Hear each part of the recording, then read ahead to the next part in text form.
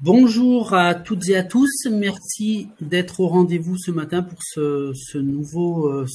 cette nouvelle rencontre extra du comité Net Entreprise Auvergne.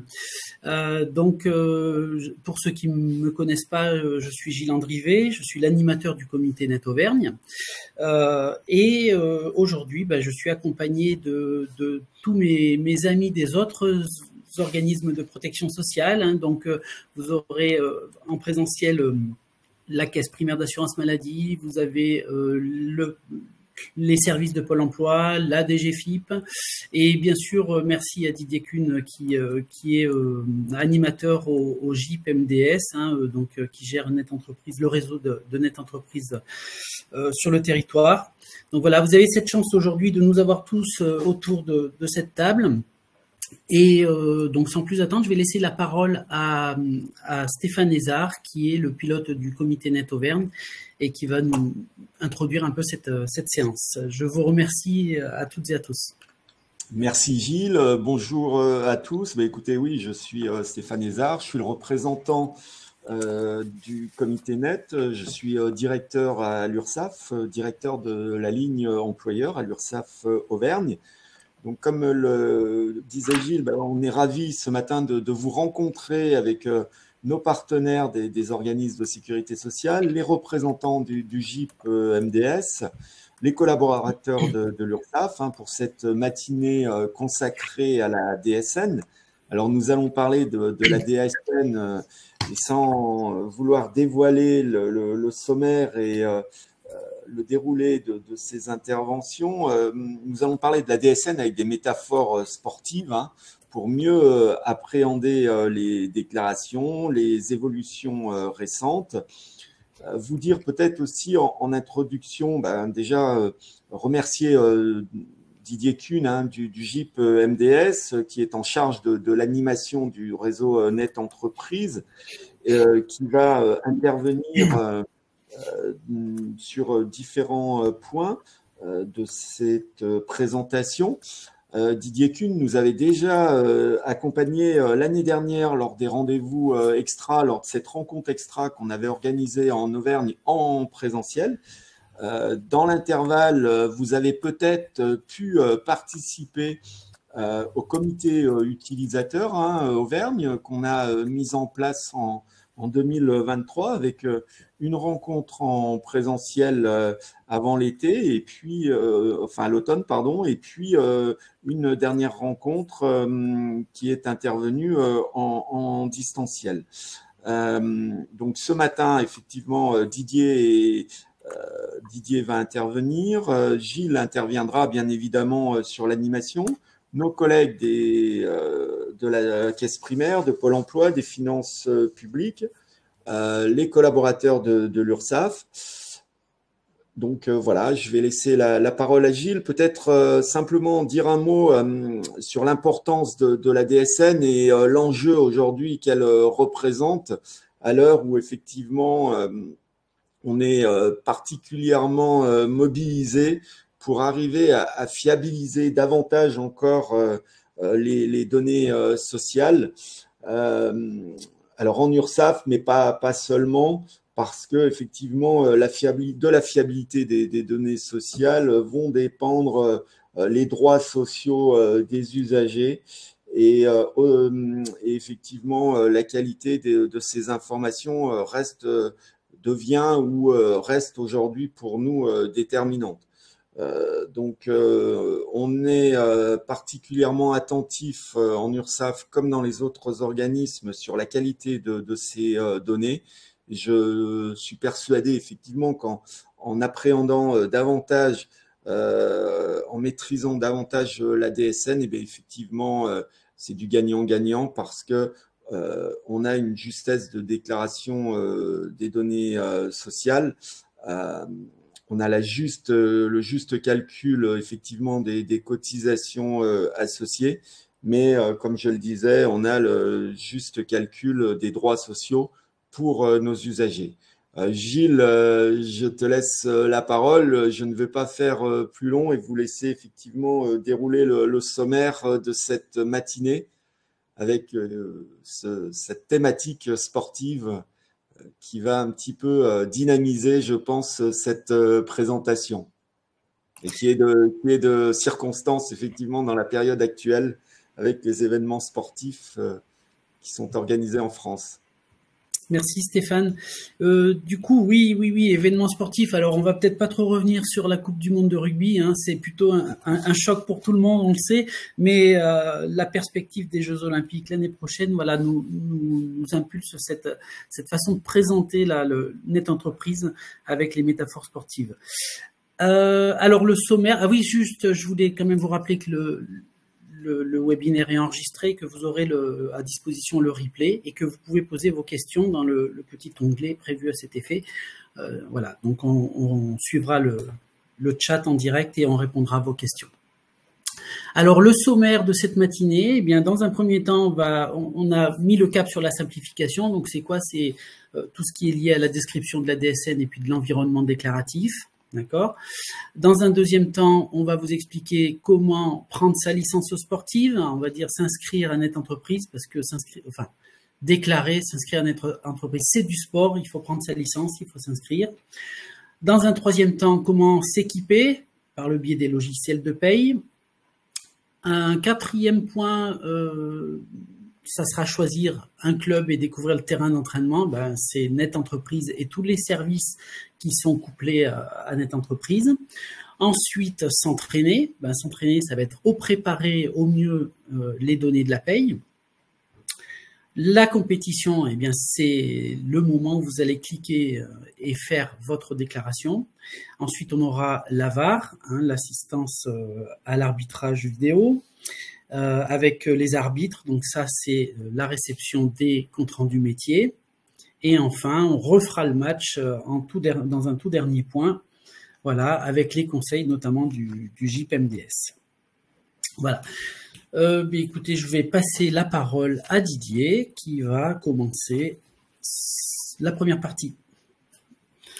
Bonjour à toutes et à tous, un grand merci à Stéphane Ezard de m'avoir invité et puis à Gilles Andrivet et ses collègues du comité régional Auvergne de m'accueillir dans cette présentation. Alors certains d'entre vous, comme le disait Stéphane Ezard, me connaissent pour m'avoir déjà croisé lors d'une rencontre précédente et à défaut de vous voir, je suis bien content de vous retrouver. Et puis pour les autres, je pense que nous allons passer un moment agréable. C'est clair qu'on a utilisé la métaphore du sport pour rendre éventuellement un peu plus accessibles les données qu'on vous demande de travailler. On est parfaitement conscient que le plan de paye c'est compliqué et que sa traduction dans la DSN peut être un petit peu ardue. Donc du coup, on utilise cette métaphore. Alors on l'utilise pas par hasard, parce qu'en réalité, la DSN, ça a démarré, les réflexions sur la DSN ont démarré en 2005, et puis en 2011, il y a eu les assises de la simplification, et là, ça a été unanime. 95% des déclarants ont dit « il y a trop d'interlocuteurs, il y a trop de déclarations, il y a trop d'échéances, on s'en sort plus, on ne sait plus quoi faire, quand le faire, et auprès de qui le faire ». Et du coup, le législateur, en 2013, a décidé de lancer ce projet qui est la déclaration sociale nominative, et nous avons, ressorti des assises de simplification dans tous les verbatims des interventions que les déclarants pouvaient faire. Une qui nous faisait un peu sourire à ce moment-là, qui disait « Non mais attendez, franchement, les déclarations sociales, c'est du sport ». Et du coup, on s'est dit, tiens, cette année, et si la DSN, c'était un sport? Alors, si la DSN, c'est un sport, elle est créée en 2013, c'est un sport collectif. Tout le monde la pratique. Elle se pratique le 5 ou le 15 de chaque mois.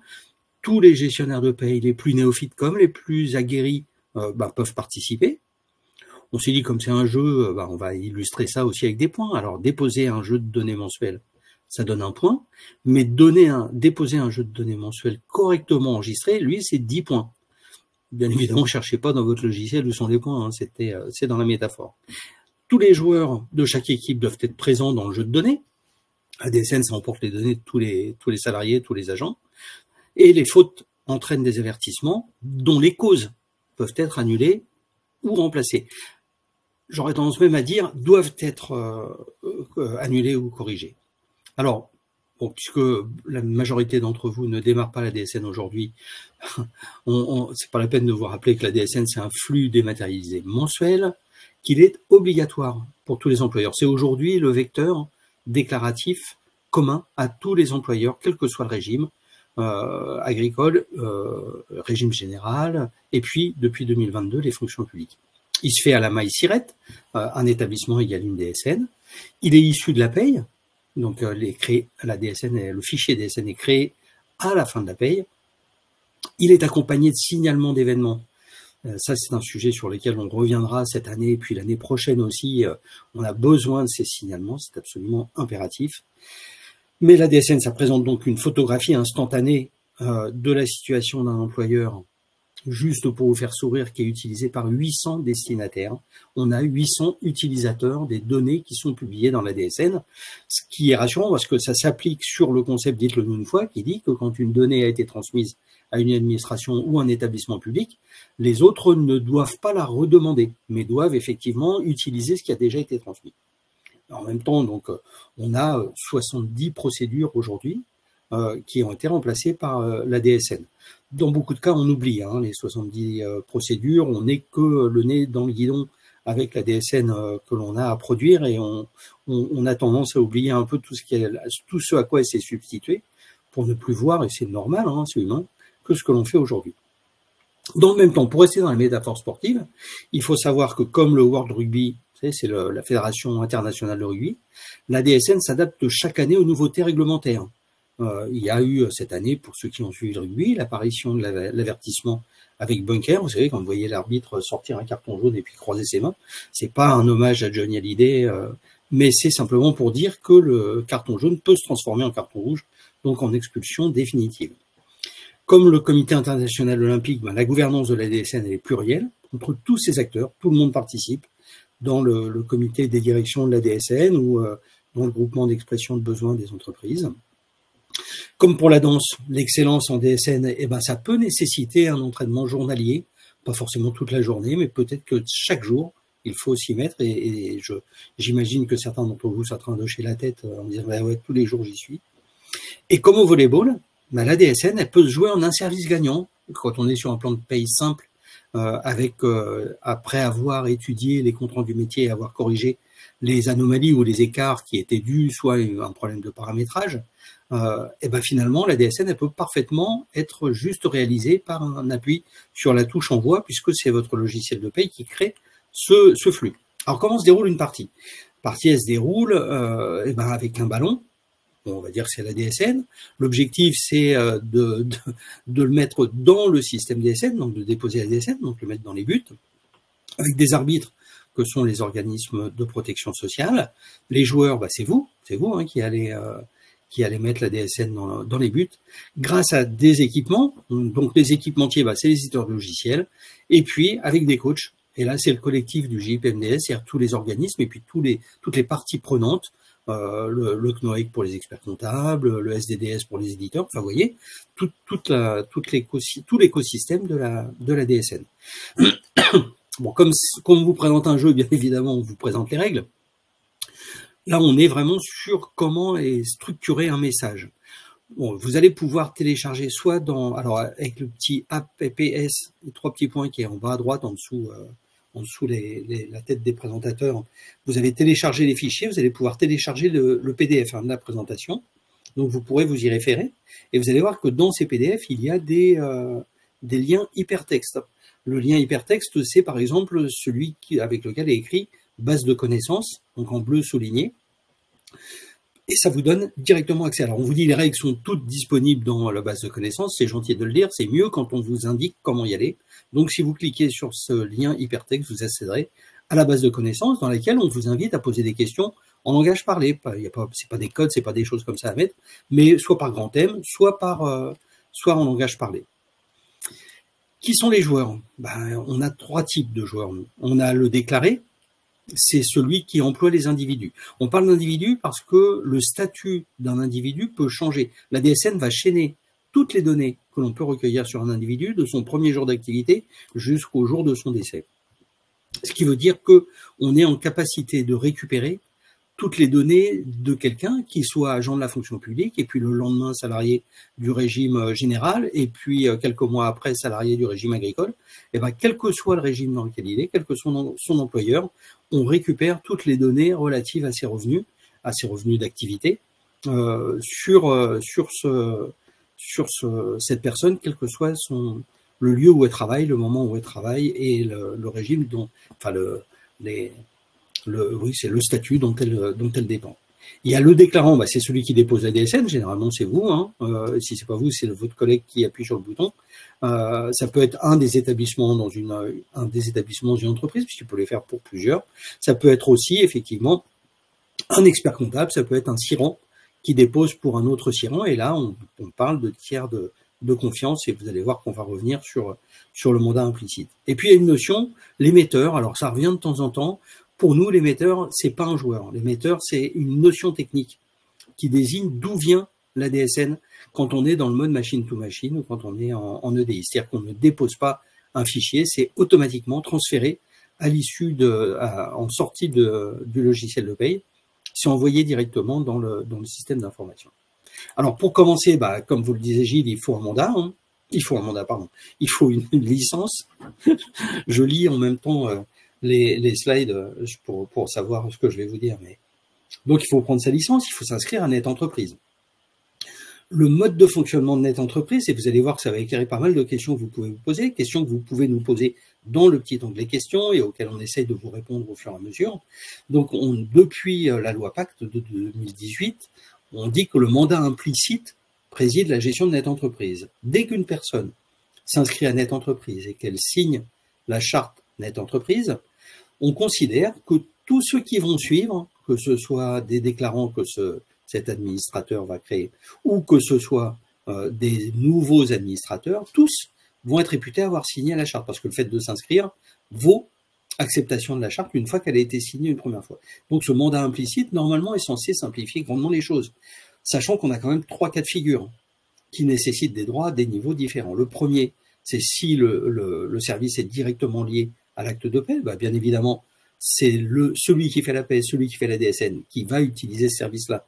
Donc, il n'y a pas besoin d'habilitation spécifique.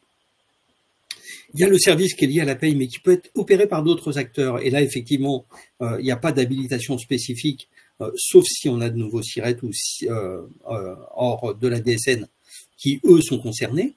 En réalité, des SIRET sans salariés ou autres. Et puis, un service qui requiert une habilitation particulière. Et là, on peut citer la déclaration d'action du travail, le compte AT-MP ou des endroits où il faut une habilitation particulière. Et ce n'est pas forcément vous qui allez les utiliser. Alors, les modalités, on commence toujours par vérifier qu'il n'y a pas déjà un joueur qui est déjà inscrit au sein du club. Alors, il n'y a pas déjà un de vos collègues qui s'est inscrit sur Net Entreprise. Parce que si aucun joueur, vous allez dans la page d'accueil s'inscrire et puis vous faites une inscription. Le président du club, donc le gérant du SIRET qui s'inscrit, va recevoir un courrier qui va l'informer de votre démarche, qui va lui donner un délai pour pouvoir effectivement la contrer ou la dénoncer, ce qui est toujours possible, ou alors au contraire laisser faire, ce qui est 99,99% des cas. Et à ce moment-là, vous allez pouvoir effectivement effectuer des déclarations. Quand vous avez déjà quelqu'un d'inscrit, on vous a remis, donc cliquez ici, on vous a remis le lien vers les fiches consignes. Et ça, c'est la fiche consigne qui vous explique comment créer un nouvel administrateur, donc un nouveau capitaine, et surtout, comment faire transférer les droits de l'ancien sur le nouveau, et puis vérifier les conditions, est-ce qu'il est là ou pas, soit par courrier, si l'administrateur n'est plus là, soit par mail qu'on envoie directement à l'ancien administrateur pour qu'il vous coopte. Et là, c'est effectivement la solution la plus simple, mais malheureusement, c'est pas la situation la plus commune. L'arrivée d'un nouvel administrateur, généralement, fait suite au départ d'un ancien. Alors, une fois qu'on s'inscrit, il va falloir choisir sa place sur le terrain. Si on prend la métaphore du sport, je ne connais aucun entraîneur qui fait rentrer 11 gardiens de but dans un match de foot. De la même façon, on va pas faire rentrer 15 demi de mêlée dans un match de rugby. Vous voyez l'image tout de suite. Il va falloir qu'on choisisse. Et dans les places, il va y avoir 2 typologies de joueurs. Il va y avoir le capitaine, qui est l'administrateur, donc qui doit valider la charte DSN, qui lui va définir tout le mode de fonctionnement de l'équipe. C'est-à-dire qui va rentrer à quel poste, ce qu'il va pouvoir faire, et puis surtout, qui va définir la stratégie et comment est-ce qu'on va jouer. Et puis les joueurs ou les déclarants qui, eux, sont habilités par ce capitaine ou par l'administrateur et qui vont être cantonnés dans leur rôle. Un ailier, on va lui dire, écoute, tu vas jouer à l'aile. Le demi de mêlée, on va lui dire, t'es en sortie de mêlée, tu vas ouvrir le jeu sur le terrain. Et si celui à qui on a dit, t'es demi de mêlée, il a oublié qu'il n'est pas là, en sortie de mêlée, le ballon, il reste par terre et c'est l'équipe adverse qui l'égrène. Donc la place sur ce terrain, elle est vraiment essentielle puisqu'elle préside les droits que chacun va avoir. Alors on peut résumer à peu près le mode d'organisation de Net Entreprise avec ce petit schéma, en disant est-ce que votre entreprise est inscrite sur la feuille de match? Oui ou non? Alors si oui, est-ce que le capitaine est connu? Si oui, vous allez pouvoir jouer puisqu'il va pouvoir vous habiliter. Si votre entreprise n'est pas inscrite sur la feuille de match, ça veut dire qu'il faut vous inscrire auprès de Net Entreprise, ce qu'on a dit dans la phase avant. Créer le capitaine, ça va être vous puisque vous êtes le premier déclarant. Et puis il va y avoir une validation, donc il peut très bien que vous donniez des droits à des collègues. Et une fois que c'est fait, vous allez pouvoir entrer sur le terrain. Alors après, si l'entreprise est déjà là, et ce qui est le cas le plus commun dans les problèmes d'inscription que l'on rencontre aujourd'hui, le capitaine ou l'administrateur est inconnu, il y a deux possibilités, ce que je disais, soit une cooptation, soit l'envoi d'une clé par courrier. Une fois que vous pouvez rentrer sur le terrain, votre licence numérique, la licence numérique Net Entreprise, c'est un triplet avec le SIRET, nom, prénom et le mot de passe. Mot de passe que vous aurez soigneusement choisi parce qu'effectivement, on n'y a plus accès. Quand on y avait accès, on a bien rigolé parce que vous n'imaginez pas le nombre de déclarantes qui disaient quelle est la question secrète, nom du conjoint, et qui, dans le nom du conjoint, mettaient Brad Pitt. On était à plusieurs milliers quand même. Et au moment de la déclaration du stress, quand on a oublié son code, je peux vous garantir qu'on sait que le mari, il s'appelle José Garcia et pas Brad Pitt. Ensuite, sur le tableau de marquage, il y a un moyen simple de savoir si vous êtes administrateur. On part du principe que vous êtes déjà inscrit, si vous êtes administrateur ou pas. Seul l'administrateur, donc seul le capitaine, voit apparaître cette colonne, la centrale, votre espace entreprise. Si vous ne la voyez pas, c'est clair, vous êtes déclarant, donc vous n'avez pas de droits supplémentaires. À ce moment-là, vous dites, bon, d'accord, il est bien gentil, monsieur Kuhn, mais qu'est-ce qu'on fait? Moi, je ne suis pas capitaine, comment je fais? Eh bien, sur votre page d'accueil, en haut à droite, sur votre compte, quand vous cliquez dans votre menu personnalisé, vous connaissez à peu près ce que vous voyez, vous allez voir apparaître le nom de l'administrateur et éventuellement son adresse mail. Alors la solution la plus simple, l'administrateur est toujours dans l'entreprise et c'est facile, on lui envoie un mail et une demande de cooptation, il est d'accord et vous devenez administrateur et vous pouvez bosser. Il n'est plus dans l'entreprise, l'administrateur, le capitaine, et là effectivement, il faut qu'on envoie un courrier avec une clé d'activation qui est valable 15 jours. Donc c'est le délai suffisant pour recevoir ce courrier, puisqu'on l'envoie à partir du moment où vous faites la demande, le courrier part immédiatement, le jour même. Et à ce moment-là, vous pourrez agir. Un des rôles principaux du capitaine, en dehors bien évidemment de faire la DSN et de la déposer, c'est d'ajouter ou de remplacer un joueur. Et bien là, on va donc créer ou supprimer un collaborateur. Pour ceux qui ont participé aux rencontres extra de l'an dernier ou qui ont eu l'occasion de participer à des réunions spécifiques, on ne va pas refaire le pas à pas. Vous avez simplement sous-ajouté le fameux lien hypertexte qui vous emmène sur le pas à pas. Si vous êtes en situation, vous voulez créer ou supprimer un collaborateur, on va vous proposer un pas à pas que vous allez pouvoir suivre et le mettre en place. Qui dit créer un nouveau joueur, il y a aussi la possibilité de sortir un joueur, soit parce qu'il est parti sur d'autres fonctions, soit parce qu'il a quitté l'équipe. Donc là, on est dans la partie gérer les déclarants. Et vous allez, une technologie assez compliquée, vous allez sélectionner le joueur et ensuite vous allez cliquer sur la poubelle. Mais c'est tellement facile que généralement on oublie le truc absolument indispensable, c'est de transférer les droits déclaratifs de celui qui s'en va sur celui qui arrive. Parce que si vous ne faites pas ça, le chaînage n'existe pas et on va perdre toute l'ancienneté, tout le boulot qui a été fait avant par l'ancien déclarant, on ne pourra pas s'en servir, on ne pourra pas y accéder. Pour nous, le lien est rompu. On n'a pas, avec le RGPD, avec les notions de sécurité qui sont relativement rassurantes, on ne peut pas le mettre en place et aller au-delà de cet élément. Donc, suppression du collaborateur une fois qu'on a créé le nouveau et qu'on a passé. Ensuite, une fois que vous avez créé le joueur, vous allez définir son poste. C'est effectivement gérer les déclarations. Qu'est-ce qu'il va faire, à quoi il va pouvoir jouer. Une fois que vous avez dit, bah, lui, il va jouer à telle place, bah, vous allez lui expliquer à quoi va consister son jeu et quelles sont les consignes de ce jeu pour ce nouveau joueur.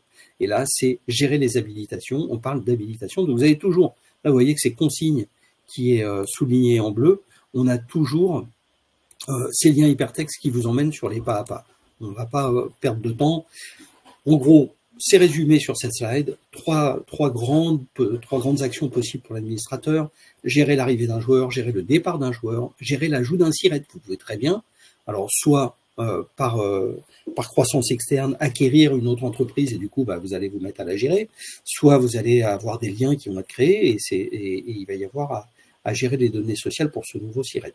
Dans ces cas-là, il y a les pas à pas, bien évidemment, qui sont disponibles sur Net Entreprise. Sous le petit mot gestion, vous pouvez répondre à toutes les questions. On vous a posé ces 3 questions. L'arrivée d'un joueur, bah, c'est quelles actions devra-t-il effectuer? Il faut vous poser la question avant. Celui qui va sortir, c'est son périmètre doit-il être transféré? Et si oui, sur qui? Et puis sur l'ajout d'un SIRET, et ben, à quel déclarant est-ce qu'on va le relier de façon à ce que pour ce nouveau SIRET, on puisse faire les déclarations. Donc vous voyez, on est sur des modalités de fonctionnement de Net Entreprise relativement simples quand on les connaît, mais quand on les connaît pas, ça s'invente pas, quoi. Donc vous avez ce petit pas à pas, ce petit schéma, plus les pas à pas qui vous donnent la possibilité de le faire. Pour faire la DSN, eh ben, on vous précise qu'il faut vérifier son équipement. Normalement, la grande majorité, pour pas dire l'intégralité, on a mis l'intégralité des logiciels de paye, permettent de produire une DSN qui doit respecter le domaine réglementaire. Alors, je vous rappelle, depuis la création de la DSN, son utilisation est obligatoire. Et pour les éditeurs de logiciels de paye, créer un logiciel qui ne colle pas à la norme, ça n'est pas dans le droit fil de ce que réglementairement ils sont obligés de faire. Mais ça n'empêche pas qu'on peut avoir des surprises. Et pour ne pas avoir de surprises, on a créé ce qu'on a appelé la charte éditeur DSN. Tous les éditeurs qui ont signé la charte des éditeurs DSN s'engagent à vous mettre à disposition dans le délai imparti, dans le délai normal, toutes les modifications réglementaires et puis surtout toutes les possibilités de répondre aux obligations qui vous sont faites, tant déclaratives que effectivement de paiement sur les cotisations sociales et puis de transmission d'informations sur les individus. Normalement, tous les équipements fonctionnent eux aussi avec la norme, donc on est en plus c'est un peu compliqué puisque la norme elle s'appelle P 2023 pour cette année, donc vous avez tous compris que l'an prochain ça va être P 2024. Donc il faut que ça soit la norme en vigueur parce que, bah, comme on vous le disait en début, il y a des évolutions réglementaires d'une année sur l'autre et il faut que la DSN, le logiciel que vous utilisez, soit à bonne norme, c'est-à-dire réponde aux obligations de cette nouvelle législation. Donc surtout, vérifiez, et si vous voulez changer, ce qui est relativement simple maintenant avec la DSN, si vous voulez changer d'éditeur, vérifiez bien qu'il est signataire de la charte parce que ça, c'est un gage de qualité et ça vous rassure normalement sur le fait qu'il s'est engagé à vous fournir tous les éléments relatifs aux obligations légales déclaratives. Comment on le fait? Donc là, je vais aller rapidement parce que là, pareil, c'est un check avant que vous changiez le logiciel. Il va peut-être se passer quelques mois, voire quelques années. Ça va vous passionner si vous êtes sur le point de le faire parce que c'est effectivement, on liste les points qui nous sont, pour nous, indispensables à checker avant de changer de logiciel. Genre, est-ce que tous les contrôles sont bien prévus dedans? En amont, est-ce qu'il y a bien les contrôles pré-match? Est-ce qu'il va être en capacité de récupérer les données des autres éditeurs quand on a fait correctement le chaînage entre ces éléments-là? En aval, est-ce qu'on va avoir tous les conseils et est-ce qu'on va avoir tous les comptes rendus métiers qui vont revenir et sous quelle forme? Et finalement, en gros, quelles sont les fonctionnalités qui sont mises en place? Et puis, quelles sont les évolutions qu'ils vous proposent? Si c'est pour vous faire une mise à jour tous les ans, ça peut parfaitement fonctionner. S'il n'est pas prévu de vous accompagner par des formations, qu'elles soient en présentiel ou en distanciel, là aussi, vous pouvez vous mettre un petit warning parce que ça veut dire que vous allez vous retrouver tout seul. Et en réalité, il y a tellement de logiciels de paye que dans les organismes de protection sociale, c'est-à-dire dans les les services auxquels appartiennent l'ensemble des intervenants d'aujourd'hui, on ne connaît pas tous les logiciels. C'est vraiment votre éditeur qui est le plus à même de vous expliquer à quel endroit se trouve par exemple le signalement d'amorçage de données variables dont on va parler, ou alors comment est-ce qu'on fait une correction, comment est-ce qu'on peut aller chercher un bloc correctif si par hasard vous venez de changer de logiciel et que vous ne savez pas comment le faire. En gros, vérifiez que votre éditeur de logiciel et surtout la version de logiciel que vous allez acquérir est bien effectivement conforme à la norme et surtout qu'il a bien signé la charte DSN. C'est une sécurité pour vous. Ensuite, où est-ce qu'on va pratiquer le sport? Je reviens parce qu'on a quand même eu une belle image. On va chercher des belles images libres de droit, donc autant vous les montrer. On va rentrer dans le camp d'entraînement parce que comme je vous le disais, comme la danse, ça peut nécessiter un entraînement journalier pour être le plus efficace possible. Alors, Net Entreprise, on dit, puisqu'on est dans la métaphore du sport, c'est un stade qui regroupe dans un lieu unique tous les appareils d'entraînement. Vous allez avoir tout ce qui est nécessaire depuis les pré-tests et l'acquisition des données, jusqu'à la fabrication, en passant par la fabrication de ce flux, jusqu'à la capacité de recevoir les informations relatives à ce flux que vous avez transmis, parce que c'est un vrai changement par rapport aux conditions déclaratives que vous aviez auparavant. Là, c'est un flux de données qui est envoyé. Et du coup, au début, les premières années, il y en a pas mal qui nous disaient « Ouais, mais je voudrais bien rematérialiser. » Mais c'est impossible de matérialiser un flux. On ne peut pas rematérialiser, c'est pas une déclaration. Justement, c'est pas une déclaration, puisque avant, quand on vous demandait 17 notions différentes d'effectifs, on pouvait les produire, on pouvait vous dire, tiens, vous avez déclaré l'effectif moyen mensuel que vous avez déclaré de temps. Aujourd'hui, il est calculé par le nombre de salariés que vous avez transmis dans la DSN. Donc, il faudrait refabriquer ces éléments-là. Alors, il est utilisé par les organismes qui ont besoin d'une de ces 17 notions. Heureusement, on ne vous les demande plus. On vous demande simplement de préciser quels sont les salariés et quelle est la date de présence, de façon à automatiquement pouvoir mettre en place cette notion d'effectif. Donc, dans le système, on a des exercices, on a des tests, on a des phases pilotes, et puis on a les phases actives. Qu'est-ce qu'on met à votre disposition à l'intérieur de ce stade? On ne va pas toutes les citer, on ne va pas toutes les lister, vous les connaissez quasiment toutes. Il y a principalement la déclaration sociale nominative, ou alors le passage pour les revenus autres pour ceux qui ne feraient pas de DSN, parce que réglementairement, ils n'ont pas à la faire. Mais vous avez tous les autres services qui sont mis à votre disposition. Vous pouvez très facilement, effectivement, aller voir à quoi ils correspondent. Mais là, ça vous donne un ordre d'idée. Quand je vous disais, il y avait 70 procédures qui se substituaient.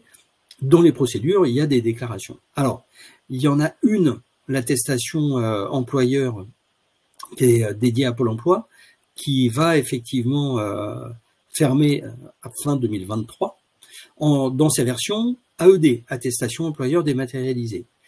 Normalement, vous devez utiliser par la déclaration sociale nominative le signalement fin de contrat de travail unique qui lui permet de couvrir quasiment toutes les populations et toutes les situations. Si par hasard un jour le cas particulier que vous rencontrez ne peut pas être traité en FCTU, il continue à y avoir une déclaration via le web, mais très clairement, on ne vous invite pas à l'utiliser en temps normal, puisqu'en temps normal, le signalement que vous pouvez faire avant le départ de l'agent ou du salarié vous permet de récupérer l'attestation employeur rematérialisée et donc de remplir votre obligation légale, qui, je vous rappelle, est de fournir au salarié l'ensemble des documents sans délai, c'est-à-dire au plus tard le dernier jour de son activité. Alors, bien évidemment, on sait à quel point c'est compliqué et c'est pas forcément toujours possible, mais la loi prévoit que ce soit fait. Et donc, on essaye avec des outils de vous en donner les moyens. Donc là, par exemple, le signalement FCTU permet d'avoir des allers-retours beaucoup plus rapides que si vous passez par le web ou si vous essayez de passer par d'autres procédures. On vous met à disposition, et vous avez le ici souligné qui vous donne accès à l'ensemble des outils de paramétrage et de contrôle. Donc ça va effectivement de DSN-VAL, vous avez le DSN-FPOG, vous avez Topaz qui, à nouveau, petit détail, va fermer fin 2024. Donc vous devrez accéder aux données qui vous sont transmises, c'est-à-dire Topaz, vous savez, c'est la demande de taux pour le prélèvement à la source eh bien, vous allez avoir les accès qui vous seront donnés par le SADV. Topaz ne sera plus accessible. Et puis, l'outil de contrôle, l'attestation employeur AE2, bien évidemment qu'on l'arrête, puisque le service par lui-même ne fonctionnera plus. On ne va pas vous laisser des outils qui ne servent à rien. Il y a aussi des équipements pour le paiement, le télépaiement, le module mandat ou Cotizen. Ça, vous savez déjà, dans le lien que vous entretenez avec vos différents intervenants, les différents bénéficiaires de vos données ou de vos cotisations.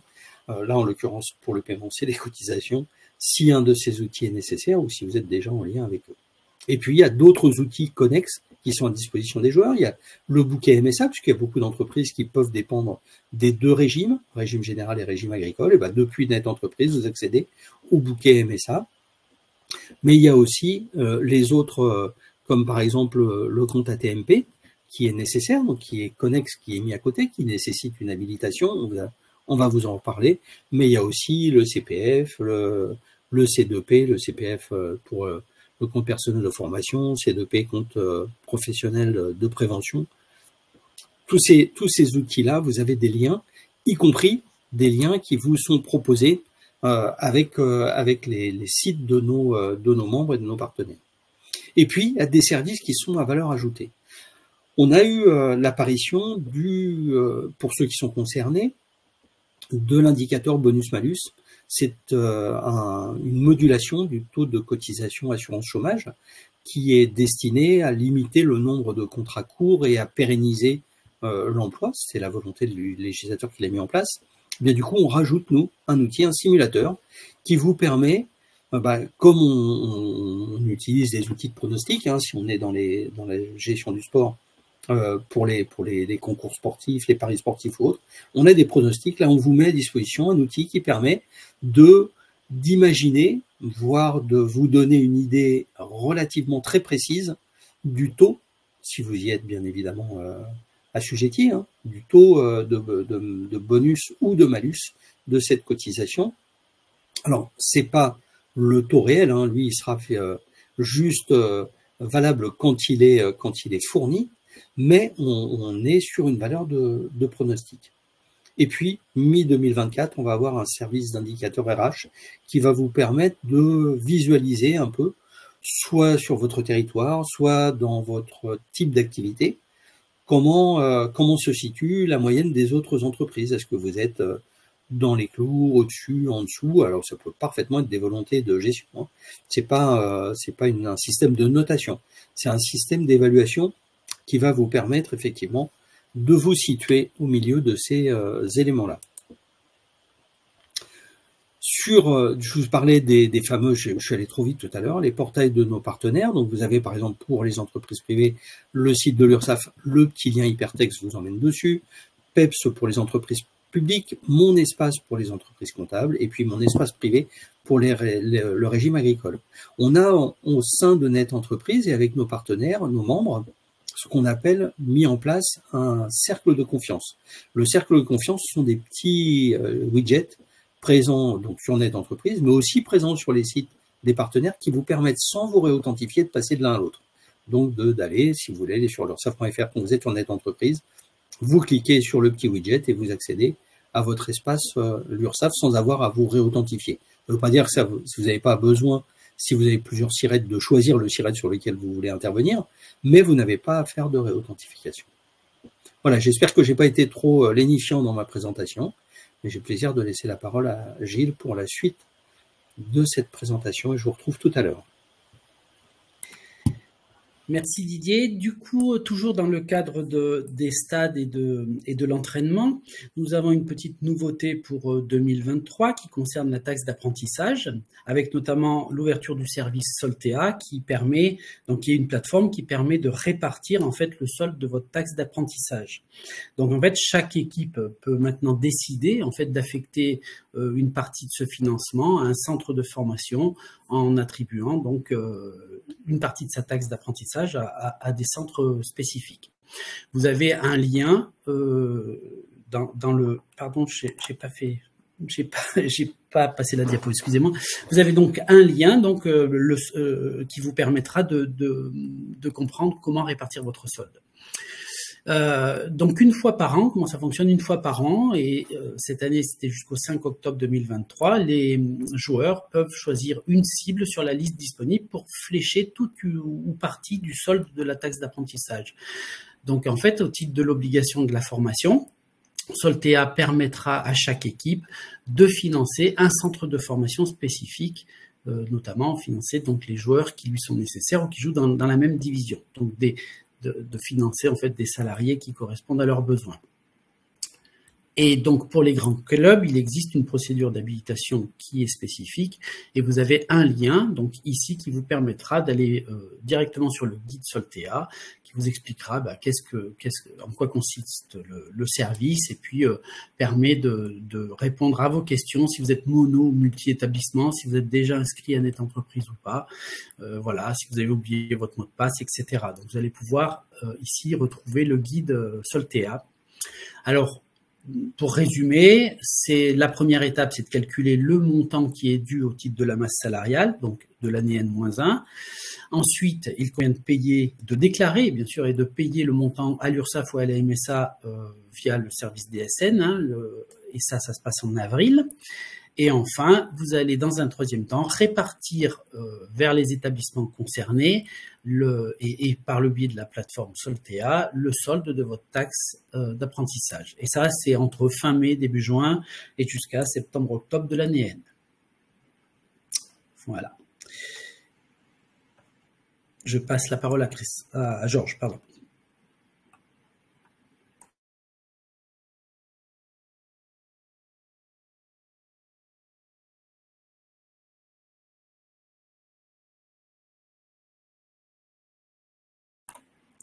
Un petit problème de micro, Georges, je crois.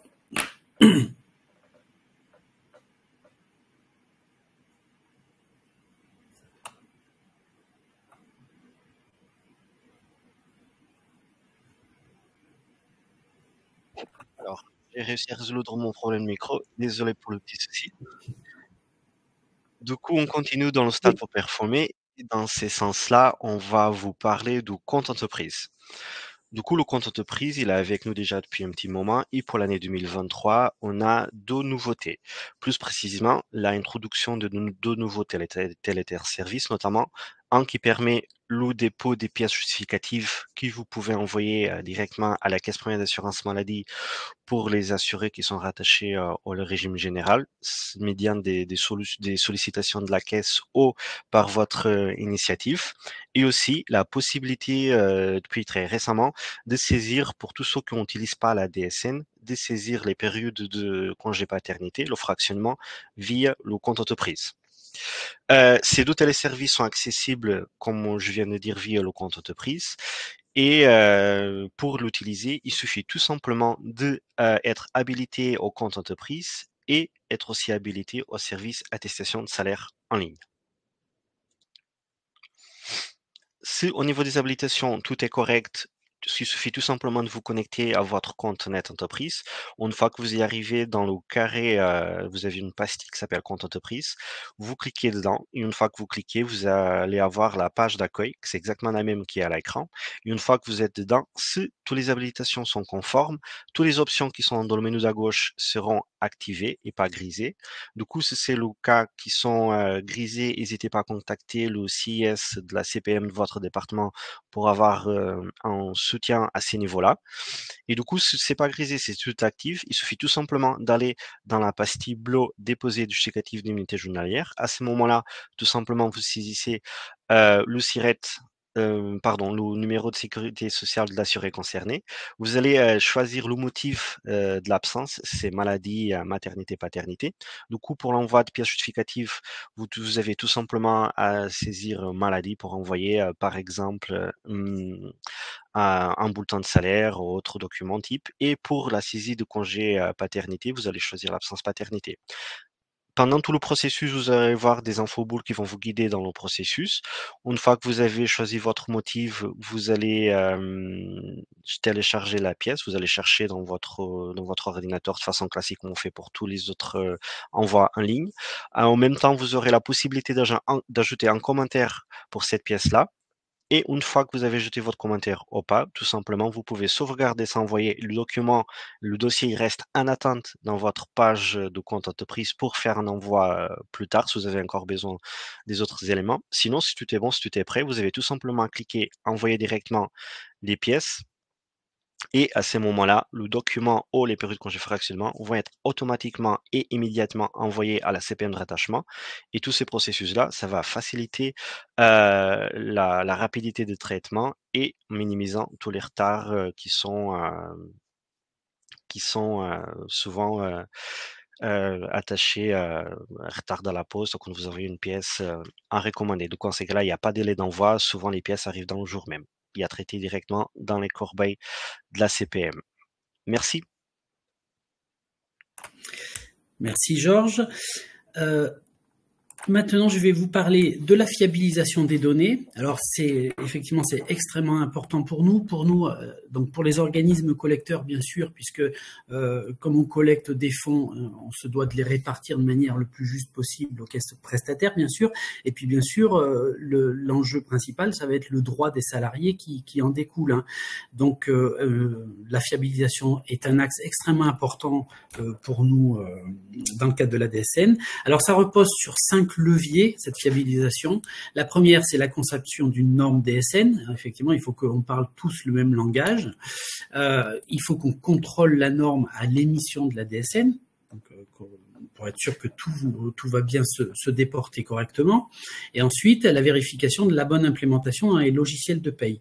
Et ces 3 leviers, c'est plutôt de l'ordre d'un périmètre collectif.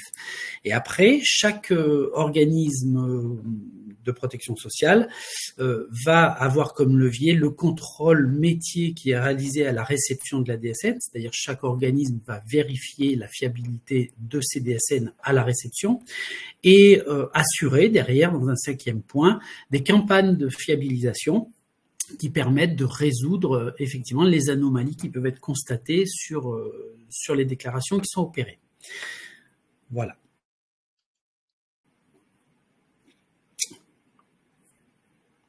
Je passe la parole à Julien. Voilà. Ouais, alors pour poursuivre, effectivement, l'autre étape, c'est la préparation des données de la paye. Étape importante donc dans le déroulement des actions à mener, c'est la préparation des données de la paye. Donc ici, on va retrouver différents éléments. Et donc pour pouvoir transmettre des données adéquates, il faut qu'un ensemble de données soit conforme, bien évidemment. On va parler de données identifiantes telles que le SIRET et le NIR. Il faut que ces données soient conformes, réelles. Des données financières également. On va parler de données financières. Donc, c'est des données agrégées, c'est des données relatives aux éléments de paye des salariés, agrégées au niveau de l'établissement d'affectation ou de l'entreprise.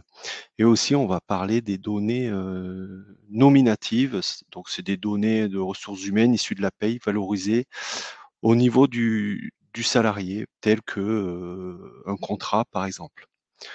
Également, on va retrouver des données relatives au dépôt, au logiciel utilisé, des données relatives au déclarant, donc c'est bien celui qui dépose la déclaration, données relatives à l'entreprise, à l'établissement déclaré, données d'identité de l'individu, on va retrouver des montants revenus d'activité, également les montants revenus de remplacement, tels que chômage, retraite, cotisations et contributions, les caractéristiques du contrat bien évidemment, et éventuellement les données d'arrêt de travail. Alors, il faut savoir que, comme je disais, avant transmission de la DSN, ici, vous avez la possibilité de retrouver des liens cliquables ici sur le document, mais également vous pouvez retrouver ces éléments sur l'espace netentreprise.fr. Donc c'est avant tout envoi, c'est recommandé de vérifier voilà, le bon SIRET qui est utilisé et le contrôler.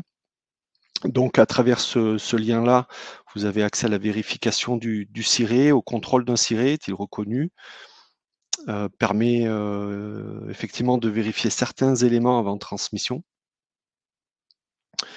Également sur cette page-là, on a un lien sur la vérification du NIR auprès de vos salariés. Donc bien évidemment, s'il y a un écart d'identification, un mauvais NIR déclaré par exemple, donc cela peut conduire à une mauvaise association de l'individu à l'ensemble des informations déclarées pour lui en DSN. Donc des problématiques s'il y a un écart d'identification concernant le NIR, bien évidemment. Et également à disposition sur le portail Net Entreprise et également ici un lien cliquable sur cette slide-là. Différents points de contrôle qui sont détaillés dans la slide suivante que Didier va parcourir, je pense. Oui, je vais parcourir. Pardon, j'étais en train de répondre à Madame Berato en même temps, puisque certains d'entre vous nous posent déjà des questions, donc on essaie de répondre. Donc désolé pour le petit stress, Julien, mais je suis bien là, je prends bien la suite. Pas de problème. Donc oui, les outils de contrôle, vous les avez tous en version lien hypertexte. Hein. DSN Contrôle-, on vous en a parlé. L'étape de nomenclature, c'est en gros, hein, la DSN, c'est facile en 147 volumes. Je dis 147 volumes parce que c'est énorme, mais par contre, on y trouve tout ce qui est sur les codifications, toutes les mises à jour, tous les taux, enfin tout ce que vous pouvez avoir besoin se trouve à l'intérieur des tables de nomenclature. Donc, je vous invite pas à les lire de façon littérale, mais par contre, si vous avez une question précise, vous avez besoin d'une information, vous allez la trouver là-bas. Le tableau de bord Net Entreprise, bien évidemment, vous avez tous les retours, on va en parler un peu plus tard. DSN Val qui vous permet de tester la qualité du fichier et non pas son contenu, mais la qualité. Et puis DSN FPOC, qui est quand même un outil très utile à partir du moment où vous avez effectivement des contrats complémentaires, puisque de façon individuelle, ça peut vous donner des éléments en fichier PDF ou XML. Ça vous permet d'injecter les réglages pour certains des salariés. Alors, sous quelle forme se déroule la compétition, le match? Tout d'abord, on a un échauffement. L'échauffement, c'est avant le match, c'est l'utilisation de ce fameux signalement d'amorçage de données variables qui permet de récupérer déjà le taux de passe, donc d'avoir pour le nouveau salarié avant même le premier mois d'activité, dès la première paye, d'avoir le bon taux et de ne pas avoir ensuite des rattrapages à faire, mais ça vous ouvre aussi, ça vous préinscrit auprès des OC et auprès de certaines déclarations. Ça ne remplace pas la DPAE. La DPAE reste obligatoire, mais ça vous permet de faire rentrer un individu, un joueur, sur la feuille de match avant le match. Puisque vous savez qu'en DSN, pour être connu en DSN, il faut avoir passé la première paye. Là, on a trouvé ce moyen aussi qui vous permet, s'il y avait un incident pendant le premier mois d'activité, de pouvoir utiliser les signalements de la DSN, puisqu'il est connu grâce à ce signalement d'amorçage. Ensuite, il y a le flux mensuel qui est transmis tous les mois au 5 ou au 15, et puis tous les signalements, arrêt de travail ou reprise suite à travail ou fin de contrat de travail unique, qui sont obligatoirement utilisés. Alors, ils ne sont pas attendus pour les fonctionnaires des fonctions publiques, mais ils sont attendus pour les contractuels, droit privé, droit général, et puis tous les autres salariés, vous devez utiliser les signalements d'arrêt de travail à l'intérieur du mois, dès que vous avez connaissance de ces fameuses interruptions. Enfin, en gros, hein, tous les événements qui marquent le contrat de l'agent ou du salarié et qui surtout risquent d'impacter ses revenus, c'est avoir une suspension ou une interruption des revenus, bien évidemment, si plus tôt vous le faites, et mieux ça fonctionne. Et puis, après le match, au fil de l'eau, vous pouvez recevoir la notification ATMP. Alors là, vous l'avez en début d'année pour le taux de l'année, mais après, vous pouvez avoir des évolutions de ce taux de cotisation ATMP en fonction de la sinistralité ou des événements qui sont intervenus. Il peut y avoir des changements dans le cours de l'année. Vous allez les recevoir avec des comptes rendus métiers, comme vous avez le signalement en début d'année qui vous donne le taux annuel. Et puis le fameux taux bonus-malus, si vous y êtes assujetti, vous allez pouvoir le recevoir au fur et à mesure. Donc là, je ne reviens pas sur le SADV. Si vous avez besoin, vous pourrez vous référer à ce qui a été publié sur ce slide. Mais en gros, c'est vraiment important parce que ça vous permet de rentrer un salarié avant la première paye à l'intérieur de la DSN et donc d'en compter.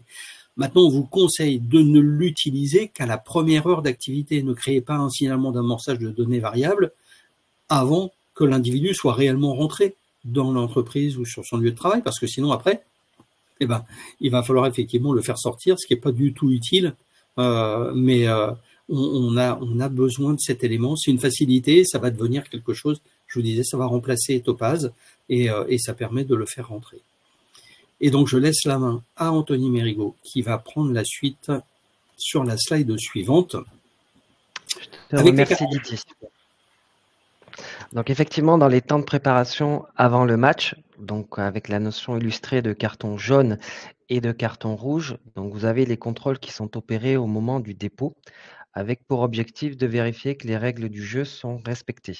Donc, qu'est-ce que sont les règles du jeu? C'est tout simplement le respect du cahier technique DSN, donc qui sont accessibles dans la base de connaissances. Donc, une fois que vous déposez votre DSN, les règles du jeu, en fait, elles sont appliquées automatiquement par le système d'information de la DSN et qui va vous adresser potentiellement, par exemple, un carton rouge si un contrôle de cohérence est erroné, votre DSN est rejeté. Donc là, effectivement, vous avez un carton rouge, votre DSN, du coup, elle n'est pas adressée aux différents organismes de protection sociale. Vous pouvez avoir également donc, des cartons jaunes, où vous avez des contrôles dits non bloquants, donc on appelle contrôle de signalement appelé SIG. Et pour autant, donc, si vous avez plus de 1000 anomalies, 1000 signalements qui sont détectés, donc ce carton jaune devient un carton rouge. En complément, donc, vous avez donc, depuis le début de l'année 2023 donc, des comptes rendus normalisés donc, qui vous restituent en fait les anomalies qui peuvent être détectées et pour lesquelles les différents coachs et arbitres reviennent vers vous pour tenter de les régulariser. En l'absence de carton rouge, donc la DSN elle est réputée transmise, même si des cartons jaunes peuvent être attribués ultérieurement. Il faut bien vérifier que l'enchaînement des rubriques de la structure du message sont conformes au modèle du message ou que le format de la rubrique est correct. Effectivement, lorsque vous déposez la DSN, pour respecter ce cahier technique, la DSN va être contrôlée autant sur la forme que sur le fond. Et donc, il faudra bien, en dernier lieu, donc, la vérification des licences avec le contrôle SIRET via le RCD de l'entreprise et du NIR de l'individu via le SNG. Donc, je laisse la main à Gilles pour poursuivre cette présentation. Merci Anthony. Un temps fort de l'année 2023, c'est la nouvelle rubrique du bulletin de salaire qui est le montant net social. Alors, qu'est-ce que c'est le montant net? C'est ce qui correspond aux revenus que les bénéficiaires, notamment du RSA et de la prime d'activité, doivent déclarer pour calculer leurs prestations. Donc, l'objectif d'insérer ce montant net social, c'est ni plus ni moins que de simplifier les démarches des bénéficiaires parce que il faut savoir que environ 34% des personnes qui ont droit au RSA ne le demandent pas. Donc, du coup, l'idée, c'était de simplifier ces démarches-là. Et donc, ce montant net social, il est transmis par les employeurs, par le biais de la DSN, bien sûr, et il est communiqué aux salariés, en fait, par une mention sur le bulletin de salaire. Alors, comment il se calcule, ce montant net social? C'est ni plus ni moins que la rémunération brute qui est versée par l'employeur, auquel on déduit les cotisations et contributions sociales obligatoires, salariales, et auquel on ajoute les contributions de l'employeur au financement de la protection sociale supplémentaire facultative. Alors attention, ce montant net social, il ne faut pas le confondre avec le montant net imposable. Donc la ligne, on voit que c'est une ligne supplémentaire du bulletin de salaire, mais qu'elle ne se substitue pas aux autres lignes qui étaient déjà existantes, notamment le montant à payer, à vos souhaits. Les temps forts donc, de la saison du montant net social, c'est quoi? C'est faciliter le calcul à faire pour l'allocataire et faciliter sa déclaration, de réduire le non-recours aux prestations et faciliter l'accès aux droits, c'est-à-dire que ces 34% puissent accéder à leurs droits de prestation, réduire le risque d'erreur, bien sûr, dans les déclarations et éviter les régularisations qui peuvent en découler. Chaque fois qu'il y a erreur, il faut régulariser. On sait que c'est chronophage, bien sûr. Et préparer progressivement le pré-remplissage des déclarations de ressources. Voilà, pour le salarié. Anne, je te laisse la parole. Alors, effectivement, on a également un temps fort officiel de match qui est le temps partiel thérapeutique. Donc, après une blessure, comme au sport, un de vos salariés peut être amené à reprendre son activité professionnelle à temps partiel. un petit focus sur le fait qu'aujourd'hui, le temps partiel, la prescription du temps partiel ne fait pas obligatoirement suite à une prescription à temps plein. C'est-à-dire qu'on peut, dès le départ, avoir une prescription en temps partiel. Ce temps partiel, on va l'appeler temps partiel thérapeutique en maladie. On va également l'appeler travail aménagé ou temps partiel tout court en ATMP. Ça va être la même notion. Lors de l'inscription de ce temps partiel thérapeutique dans votre logiciel de paye, il va aller incrémenter les blocs 60 dans le motif du TPT, et puis le bloc 66 doit obligatoirement être à 0. On vous rappelle, on vous demande un petit peu plus de patience encore. Le temps partiel thérapeutique n'est pas encore officiellement prêt à être déployé depuis une DSN événementielle, un signalement DSN, pardon. Vers les caisses primaires. Donc, on va vous demander de coupler votre action entre l'incrémentation dans votre logiciel de paye et une attestation à nous faire parvenir via votre compte net entreprise. Je laisse la main à Anthony. Merci, Anne. Donc, je me permets de reprendre effectivement donc un nouveau temps fort issu de la saison 2023, donc qui est la déclaration des OETH, donc qui est maintenant bien intégré dans vos plannings de paie, puisqu'effectivement, donc depuis quelques années maintenant, la déclaration OETH donc est exigible au travers de la DSN. Donc, il faut réaliser donc ce dépôt avec votre DSN d'avril, donc qui est exigible en fonction donc de votre exigibilité, donc soit le 5 ou le 15 mai. Donc chaque équipe doit prendre en charge les licences en e-sport, c'est extrêmement important pour le calcul. Vous déposez votre déclaration OETH et si vous avez l'obligation de payer cette contribution, donc elle se fait au travers de la DSN d'avril, donc courant mai. Et après, le réseau des URSSAF reviennent vers vous si toutefois vous avez pu oublier de déclarer cette déclaration. Autre sujet donc sur l'après-match. Donc effectivement, tirer les conclusions de l'après-match avec la première constat, ça va être la place au coach pour comment corriger les fautes. Donc la correction des fautes par les joueurs est une obligation réglementaire.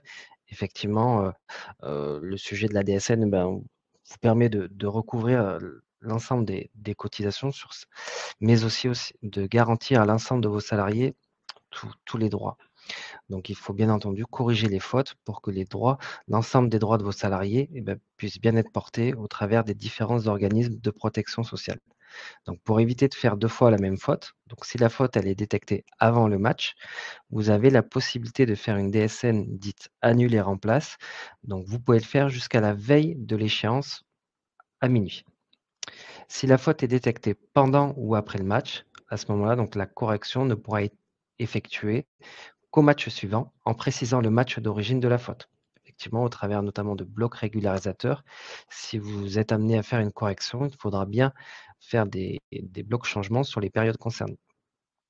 Pour des fautes identifiantes, donc la notion de changement, donc on va identifier donc certaines fautes, donc notamment sur le bloc 40, donc avec le contrat, donc le numéro du contrat, la date de début du contrat, le NIR, le nom, le prénom, la date de naissance, le SIRET.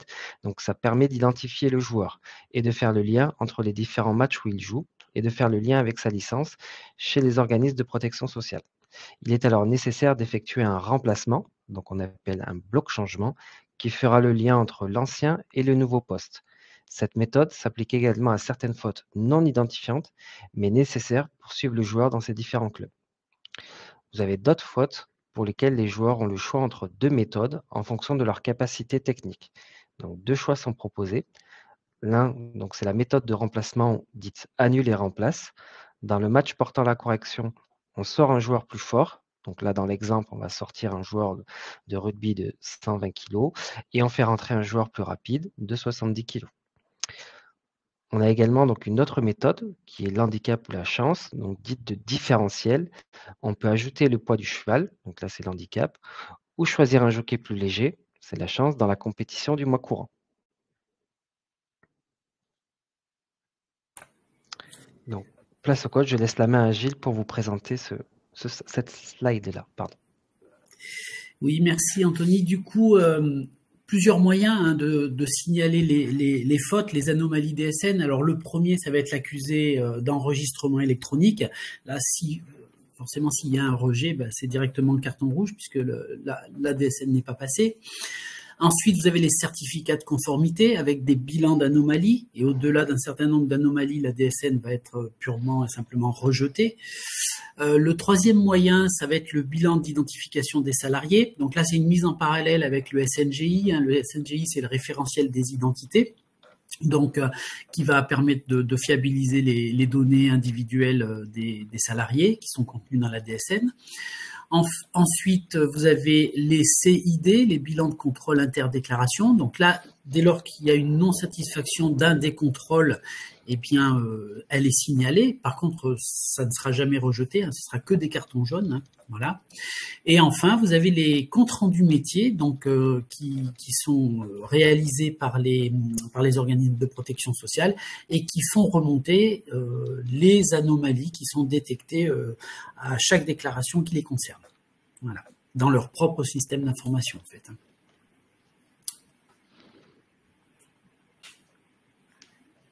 Je crois que j'avais oublié de passer la... Non, c'est bon.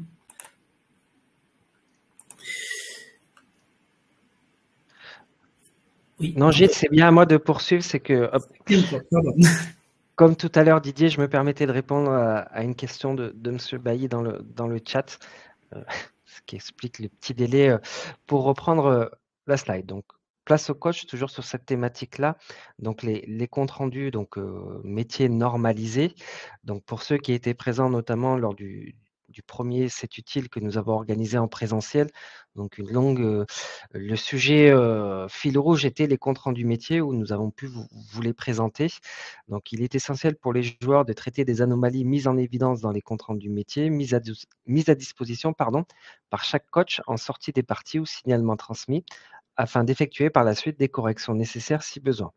Donc, la normalisation proposant aux joueurs un format unique pour leur retour et des comptes rendus donc avec une structuration et un propos clair. Effectivement, ces nouveaux comptes rendus tendent à répondre à vos interrogations ou à vos griefs sur les CRM précédents parce qu'effectivement, ils pouvaient être trop techniques, pas forcément explicites et clairs ou ils ne vous identifiaient pas forcément, enfin, vous n'arriviez pas forcément à identifier l'anomalie et les modalités de correction à apporter.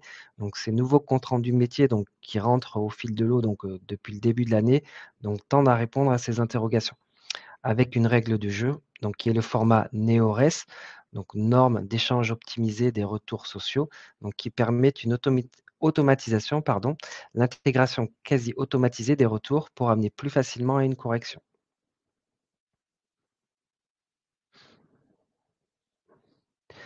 Toujours donc dans les comptes rendus métiers, donc un compte rendu dit effectif, numéro 118.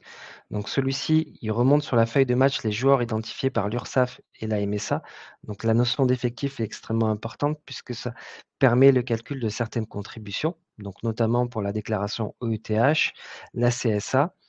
Et depuis mars 2023, donc c'est aussi utile donc pour d'autres contributions telles que les contrats favorisant l'insertion professionnelle, CSA, CFFIP, et également donc, de déterminer sur notamment le taux des alternants nécessaires donc, au calcul de la contribution CSA. Donc, compte rendu métier, donc, vous avez le 119 et le 120, donc, qui sont déployés par le réseau des URSSAF. Donc, le 119, donc, comme je vous l'ai dit, donc, il est déployé depuis le début de l'année. Donc, il vous permet donc, un premier retour dans les 4 heures qui suivent le dépôt de votre déclaration. Donc, celui-ci, je vous invite à le consulter. Si vous faites effectivement votre dépôt de DSN suffisamment tôt avant la date d'exigibilité, celui-ci vous permet éventuellement de faire une correction annulée en place avant la veille de l'échéance. Et ensuite, vous avez le CRM dit 120. Donc, celui-ci est transmis au plus tard dans les 5 jours qui suivent le dépôt de votre DSN, qui suivent la date d'exigibilité de la DSN, et celui-ci, en fait, vous fait un bilan qui recense toutes les anomalies que que votre DSN a pu rencontrer sur l'échéance. Donc, tout en sachant qu'à venir, donc mi-2024, la MSA commence à transmettre les CRM normalisés pour les employeurs du régime agricole. Je laisse la main à Anne pour le CRM identité. Merci Anthony. Donc, dans la même continuité, nous avons un nouveau CRM, le CRM 121, qui est disponible depuis le juin 2023. Et ce CRM va vous proposer d'améliorer les données d'identification de vos salariés, des individus, sans quoi aucune transmission vers les organismes de protection sociale ne pourra se faire de façon fiable et concrète.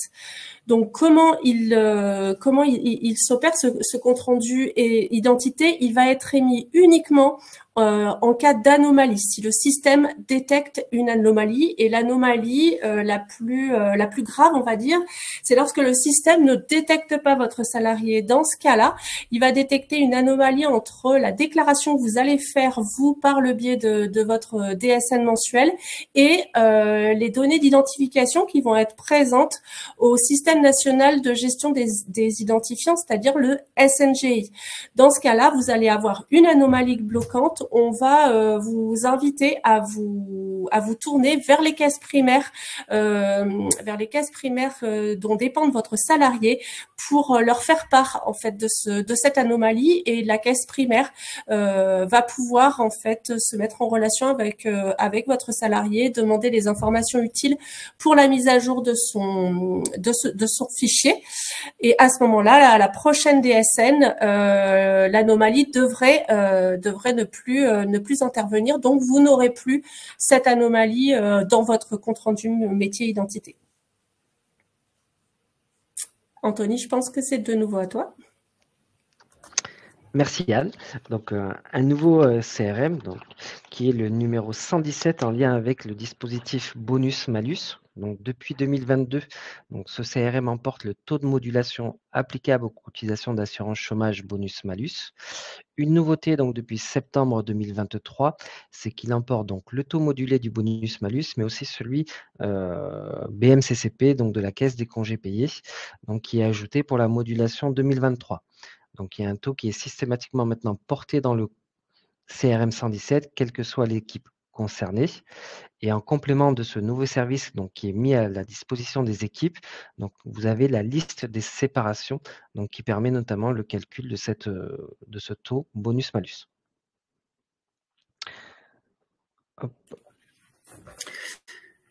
Et je laisse la main du coup à Gilles. Pardon. Hop. Ah, je prends la main. Je te laisse reprendre la main, ce sera plus simple. Merci. Alors, un petit focus sur le signalement Mes droits sociaux. Donc, c'est un service qui est accessible maintenant pour les salariés, hein, de manière à ce qu'ils puissent aller voir leurs droits, leurs ressources. Ils ont accès à des simulateurs et à des services divers. Et notamment, ils peuvent aussi signaler des anomalies qui les concernent. Alors, il y a 3 types d'anomalies principales. Lorsque le club est inconnu pour le joueur, et ben en fait c'est tout simplement quand le salarié constate que l'entreprise qui s'affiche correspond pas à celle dans laquelle il travaille. Le club manquant, et ben là le joueur il ne trouve pas, enfin le salarié ne trouve pas l'entreprise dans laquelle il travaille. Et enfin, il peut y avoir une erreur sur la prime de match. Ben là, c'est tout simplement des anomalies dans les ressources et dans la déclaration de ses revenus, hein. Voilà. Alors, suite à la transmission donc d'un signalement d'un joueur, le club, l'entreprise va recevoir le signalement, hein, donc qui va l'inviter à se connecter déjà sur Net Entreprise pour accéder au menu personnalisé via le tableau de bord de Net Entreprise, et en accédant à autres services, puis interrogation salariée sur mes droits sociaux. Donc là, il va identifier le signalement et de quoi il retourne. Donc, il va consulter le signalement qui les concerne, bien sûr, et analyser et essayer d'y répondre. Et enfin, il va prendre contact avec son salarié pour plus de précision. Et voilà, et se connecter sur mes droits sociaux pour plus de précision. Pardon.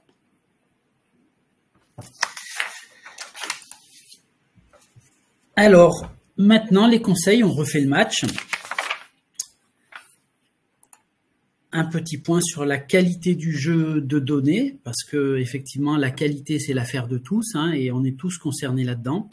Donc en premier lieu, bien sûr, les éditeurs de logiciels de paye, hein, qui par le biais des normes, etc., et de la qualité de service doivent pouvoir répondre à la demande, voilà, aux obligations techniques, on va dire. Ensuite, on a le gestionnaire de paye qui lui va alimenter les logiciels de paye et tous les éléments de salaire. Ensuite, Net Entreprise, qui se doit d'assurer le service, bien sûr, le service maximum pour que tout fonctionne bien. Derrière, les organismes de protection sociale, qui, eux, par le biais des comptes rendus métiers, etc., vont fiabiliser toutes les déclarations. Et enfin, le salarié, l'allocataire, l'assuré, qui va, lui, par le biais, par exemple, de mes droits sociaux, valider ou signaler des anomalies. Voilà, et tout ça constitue en fait la qualité globale de ce système de Net Entreprise et de la DSN.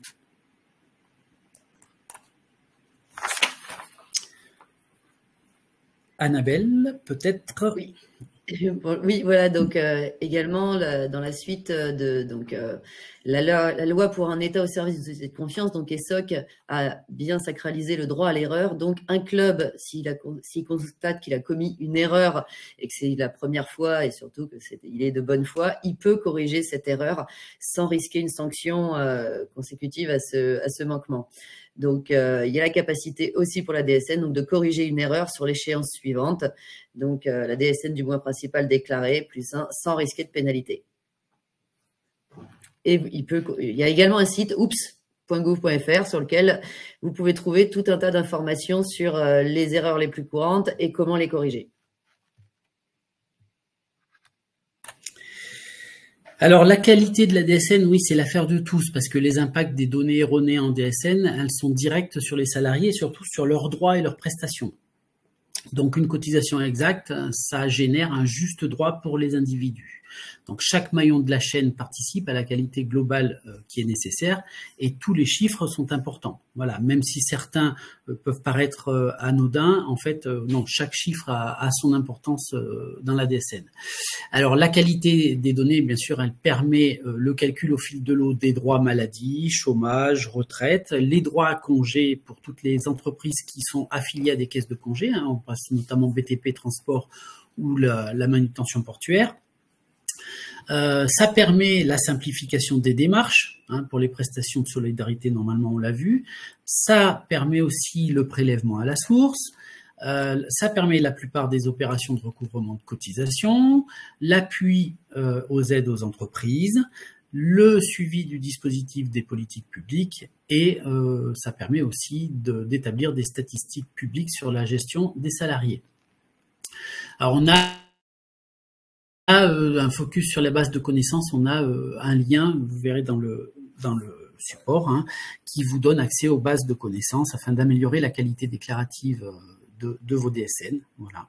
Donc vous aurez accès via le support.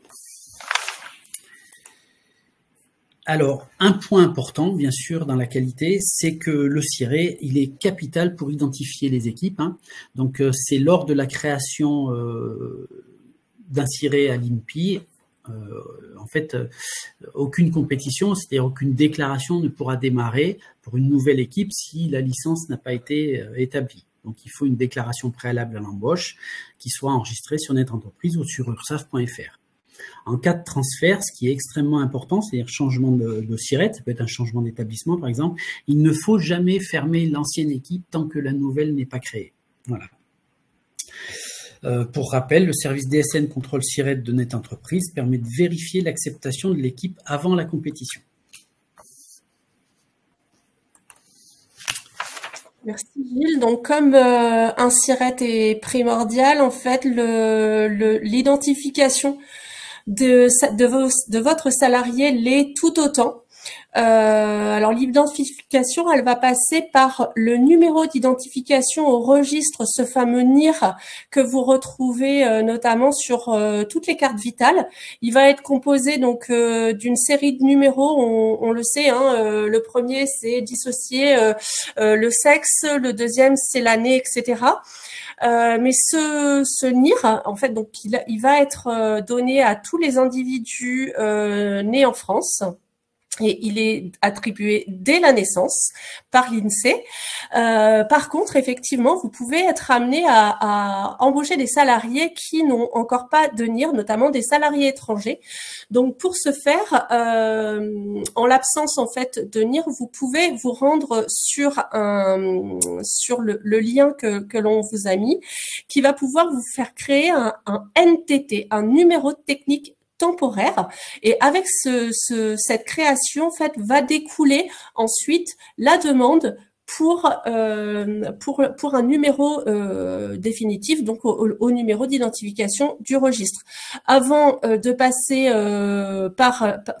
pour pouvoir obtenir un NIR donc définitif, il faudra passer par le NIA. Donc ce sont plusieurs étapes par lesquelles le profil de votre salarié va passer.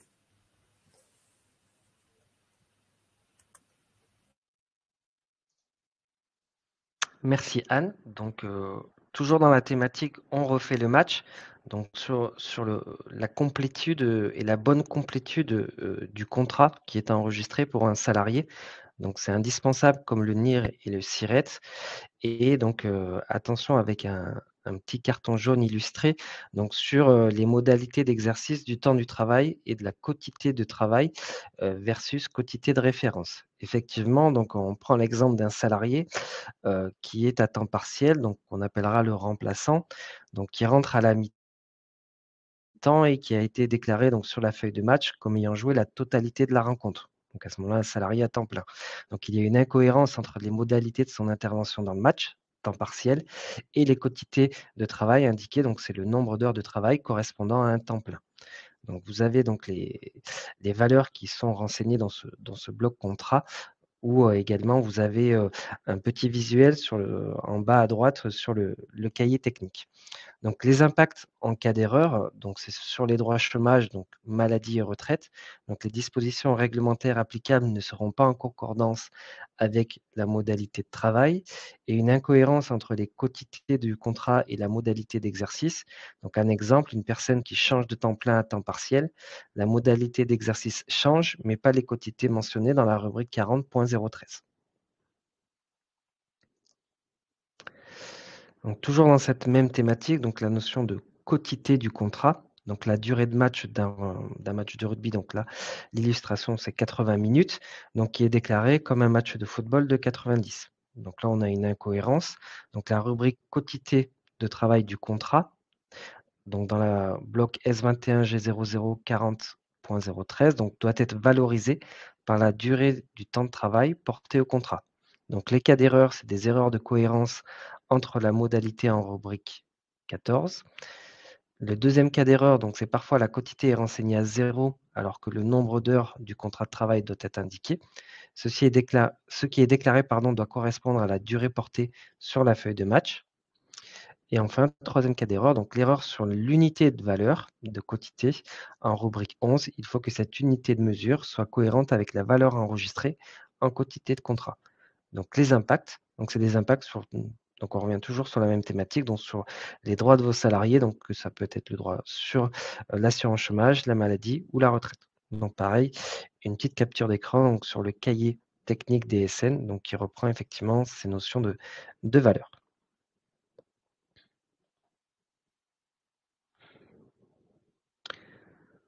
Autre point sur lequel on a souhaité vous alerter, donc c'est sur le code de régime de base de la risque maladie.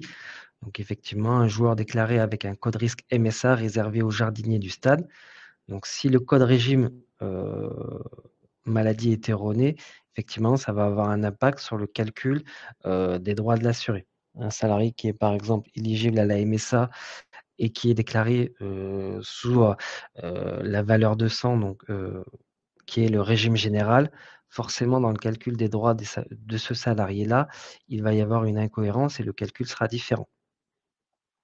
Je laisse la main à Gilles pour poursuivre la présentation. Eh bien, de la même manière, en fait, dans le contrat, si le code maladie doit être bien renseigné, il en est de même pour le régime vieillesse, hein, qui est extrêmement important. Donc, il convient de ne pas se tromper dans ce code-là, hein, parce que donc vous avez la liste ici des différents codes qui peuvent être générés, mais en cas d'erreur, eh bien, effectivement, les données déclarées sont pas adressées au bon régime de vieillesse, et forcément, eh bien, les droits qui en découlent vont être erronés. Voilà. C'est exactement la même chose que la diapo précédente. Pardon, excusez-moi. Merci Gilles. Je reprends la main donc sur la notion d'heures supplémentaires, donc qui est une thématique en URSSAF qui reviennent beaucoup lorsque vous consultez vos comptes rendus métiers ou le suivi des SN. Donc sur cette thématique, effectivement, le nombre d'heures supplémentaires structurelles et aléatoires réalisées au cours de la saison est un élément nécessaire, notamment vis-à-vis de la CNAM. Donc pour définir avec précision le temps de jeu réel du joueur afin de déterminer son éligibilité au versement des indemnités journalières en cas d'arrêt maladie. Donc ces données sont déclarées mensuellement avec la DSN et pour ça, donc, il y a bien une distinction à faire entre le type d'heures supplémentaires effectuées. Donc on va en énumérer 3. La première, c'est les heures supplémentaires dites structurelles. Donc ce sont des heures supplémentaires donc, qui sont prises en compte dans la quotité de travail du contrat. Les heures dites supplémentaires, donc le nombre d'heures supplémentaires aléatoires doit être déclaré dans la rubrique montant, donc S21G0051.012, lorsque la rubrique .011 est valorisée avec la valeur notamment 0,17 heures supplémentaires ou complémentaires aléatoires. Et ensuite, vous avez la dernière distinction qui est les heures complémentaires. Donc, pour un salarié à temps partiel, donc c'est la situation qui est identifiée par renseignement de la rubrique modalité d'exercice du temps de travail qu'on a pu voir tout à l'heure dans les slides précédentes. Donc, les heures complémentaires aléatoires sont également incluses dans la rubrique montant, donc S21G0051.012, dès lors que la rubrique, donc dans le bloc rémunération, donc S21G0051.011 est de type 0,17. Donc, vous avez des contrôles de cohérence qui sont faits lorsque vous remplissez ces valeurs-là. Donc, les heures supplémentaires ou complémentaires aléatoires sont à prendre en compte dans leur globalité dans le salaire établi reconstitué dès lors qu'elles sont effectivement jouées. Donc, les impacts en cas d'erreur, donc c'est toujours sur la même thématique, donc sur le calcul des droits chômage, maladie et retraite. Je laisse la main à Annabelle pour poursuivre la présentation. Merci. Donc, je vais poursuivre, c'est toujours avec les heures supplémentaires, mais cette fois, celles qui sont exonérées et leur prise en compte ou non dans la rémunération nette fiscale. Alors, la rémunération nette fiscale, c'est, je le rappelle, c'est le montant total des revenus nets imposables, c'est-à-dire après déduction des cotisations et contributions sociales obligatoires à la charge du bénéficiaire, exception faite des contributions non déductibles. Donc, risque de carton jaune en cas de mauvaise gestion de ces heures supplémentaires exonérées. Jusqu'à fin 2023, elles doivent être ajoutées à cette rémunération nette fiscale. En revanche, j'attire votre attention pour ce qui est une évolution en 2024. À partir de la saison 2024, ces heures supplémentaires exonérées ne devront plus être ajoutées à la rémunération nette fiscale. Donc, vigilance pour 2024 sur ce changement des règles du jeu concernant les heures supplémentaires exonérées. Je fais juste une aparté pour vous dire que vous avez la possibilité de répondre à des sondages via l'outil pour nous dire ce que vous pensez de cette intervention ce matin. Donc, n'hésitez pas à cliquer dans l'onglet sondage et à y répondre. Merci. Et je repasse la parole à Gilles. Merci Annabelle. J'avais complètement oublié de préciser le sondage. Merci. Merci à toi. Du coup, toujours dans le contrat, l'importance des montants de rémunération brute plafonnés et du montant de base assujetti. Donc, en fait, pour qu'on garantisse l'exactitude des montants déclarés, il est nécessaire qu'il y ait une cohérence en fait entre le montant de la rémunération brute déplafonnée qui est indiqué dans la rubrique S21 G00 51013 et le montant de la base assujettie qui est dans la rubrique S21 G00 78004. Donc même si les deux montants ne sont pas nécessairement égaux, la rémunération brute plafonnée, elle doit être identifiable au sein de la base assujettie déplafonnée. Alors à l'exception des éléments qui ne sont pas soumis à cotisation pour une même période. Donc en cas d'erreur, bien sûr, sur la rémunération brute déplafonnée et la base assujettie déplafonnée, c'est le calcul de certains nombres d'indemnités ou d'aides sociales qui risque d'être erroné et d'être pénalisant pour les salariés. Pour rappel, donc vous avez toujours dans les bases de connaissances des fiches consignes qui sont dans le support, le 2528 et 1737, sur lequel vous pouvez aller obtenir plus de précision. Voilà. Et maintenant, d'une manière plus globale, on voulait vous parler des comités régionaux Net Entreprises, le comité Net Auvergne. Donc, qui sont des émanations de Net Entreprise nationale, et qui permettent d'être vos interlocuteurs, pour toute question que vous avez sur la dématérialisation ou sur les données sociales. Voilà. Donc, on peut partager des informations, on peut répondre à vos questions, on peut diffuser des bonnes pratiques, vous venir en aide, etc. Tous les ans, on organise donc les rencontres extra, comme aujourd'hui. Par ailleurs, on organise aussi des webinaires thématiques et des rencontres privilégiées. Et surtout, la nouveauté, c'était en 2023, nous avons mis en place un club utilisateur. Donc, club utilisateur, ce sont des rencontres régulières. Voilà, donc il y en a eu 2 pour l'instant, qui permettent en fait d'avoir vos retours d'expérience, on va dire, sur l'utilisation de Net Entreprise et sur les pratiques de la DSN, et de faire remonter les questionnements, les anomalies, les dysfonctionnements que vous pouvez rencontrer. Donc c'est l'objectif, c'est de présenter, approfondir un sujet particulier qui peut être propre soit à une thématique, soit à un organisme en particulier, recueillir vos avis sur les nouveaux services qui se mettent en place, par le biais de Net Entreprise, et voilà, comme je vous l'ai dit, entendre et faire remonter au national vos demandes et besoins qui ne sont pas, pour lesquels vous n'avez pas de réponse en fait. Voilà. Donc on essaye d'être extrêmement disponible, de communiquer là-dessus, voilà, et on va essayer de faire perdurer en 2024 ces clubs utilisateurs, de développer d'autres thématiques, de toucher d'autres publics, de manière à être le plus exhaustif possible et surtout de vous offrir une qualité de service qui soit la meilleure possible, quoi. Voilà. Je crois qu'on arrive au bout du diaporama. Alors, on a eu pas mal de questions-réponses dans le fil de discussion. Didier, est-ce que tu vois des choses auxquelles tu peux répondre? Est-ce qu'on a des questions qui n'ont pas été... Oui, bien sûr. Je m'amusais de te laisser tout seul à essayer de trouver. Il y a beaucoup de questions et merci aux experts des différents organismes qui ont répondu. Il y a beaucoup de questions qui ont trouvé une réponse, mais je vois apparaître là une série de questions qui se suivent et qui se regroupent les unes les autres sur la difficulté. La première notion où on nous dit on n'est pas des informaticiens, mais bien sûr, on en est parfaitement conscient et c'est pour ça qu'on vous demande pas d'écrire en COBOL. On vous demande d'utiliser des codes. Alors, c'est vrai que les codes sont compliqués. C'est vrai que le plan de paye est déjà très complexe et que simplement, on vous met un parallèle entre un plan de paye et un plan DSN. Parce que dans le plan de paye, vous avez ce qui concerne l'individu. Et dans la DSN, tout ce qui concerne l'individu, c'est dans le bloc 11. Vous avez les éléments qui sont en bloc paye relatifs au contrat. Et bien, nous, tout ce qui est relatif au contrat, on les retrouve dans le bloc 40. Donc c'est vrai que si on part pas de cette codification sur les différents types d'informations qui sont attendues, on fait de la brasse coulée parce que finalement la liste des éléments qui sont donnés, mais j'entends bien, oui, vous dites bloc 11, bloc 40, mais est-ce que à un moment ou à un autre, je peux assurer, moi Didier Kuhn du GIP, la formation sur l'ensemble des gestionnaires de paye, parce que vous avez plusieurs dizaines de logiciels de paye qui utilisent des moyens différents. Donc c'est vrai que on aimerait bien pouvoir vous aider. On est à un peu plus de 2 millions de DSN par mois qui rentrent.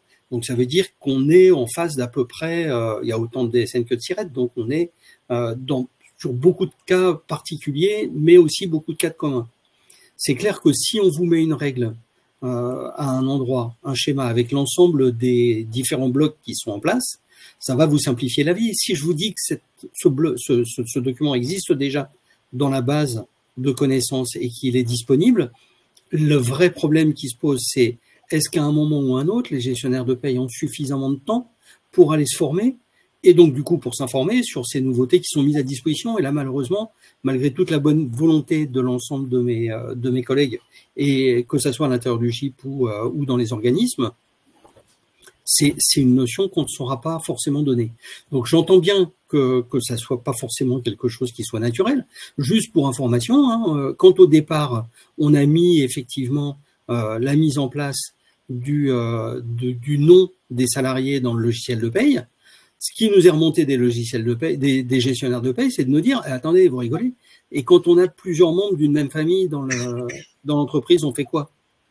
Ah bah oui, mais on peut pas aller mettre plus de 15 digits parce que la gestion informatique, au-delà de 15 digits, vous savez, c'est soit des codes, soit des mains, ça dépasse les ordinateurs moyens si on est à plus de 15 digits. Donc, qu'est-ce qu'on fait? On utilise le NIR. Alors, c'est clair que quand on vous fait un retour d'informations par le biais des comptes rendus métiers, si on vous mettait, attention, pour Monsieur Kuhn, vous n'avez pas déclaré la date de début de contrat normal, vous avez déclaré 1er janvier 2000 parce que ça vous était plus facile de faire tous les contrats qui démarraient au 1er janvier 2000, sauf que pour le calcul de ses droits à retraite, on a besoin de la durée réelle de son contrat. Donc là, il y a une erreur. Si on vous mettait ça, après vous allez nous dire, oui, mais attendez, comment est-ce que je fais pour corriger? Dans quel bloc est-ce qu'il faut que j'aille? Donc, normalement, il était prévu, il est toujours prévu, que l'ensemble des éditeurs de paye fassent des sessions de formation pour vous aider à prendre en main les logiciels et pour justement avoir ces éléments-là. On ne peut pas, au niveau, je vois pas des salariés de la CEPAM, les CIS, même s'ils sont hyper compétents, vous dire quels sont les différents codes CTP que l'URSSAF utilise.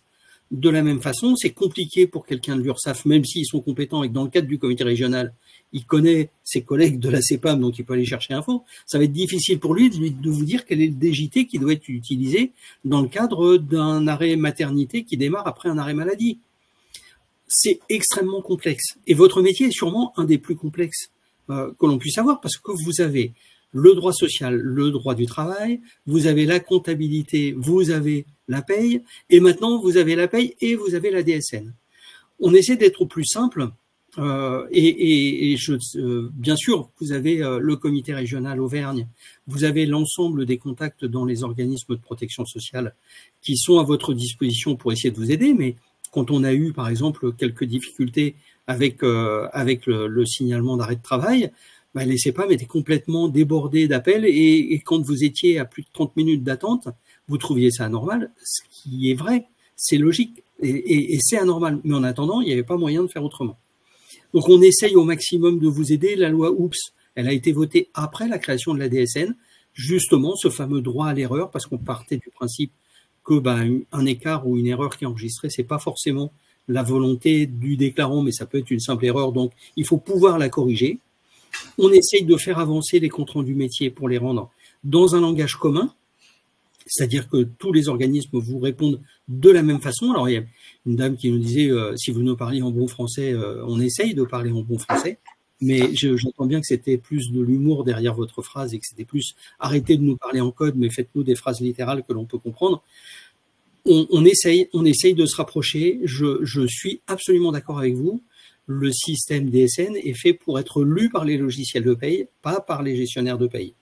Maintenant que vous avez besoin d'aller de plus en plus loin parce que l'outil que vous avez, soit le logiciel ou autre, est compliqué, on vous invite vraiment à essayer de vous rapprocher de la base de connaissances. Donc, quand vous avez la base de connaissances, donc vous appelez simplement Net Entreprise et puis vous posez votre question dans la barre de recherche de n'importe quel logiciel, n'importe quel navigateur. Et puis, vous avez aussi nous contacter. Et nous contacter, on a des formulaires de contact. Alors, le formulaire de contact, C'est pas du tout pour vous empêcher de nous appeler. C'est simplement que quand vous nous appelez, on va vous poser une série de questions qui allent s'y être en place. Si vous avez une question sur une DSN, on va vous demander quel est le numéro de RUM. Parce que nous, sans le numéro de RUM, on peut rien faire. Le numéro de RUM, c'est le numéro du flux que vous avez envoyé.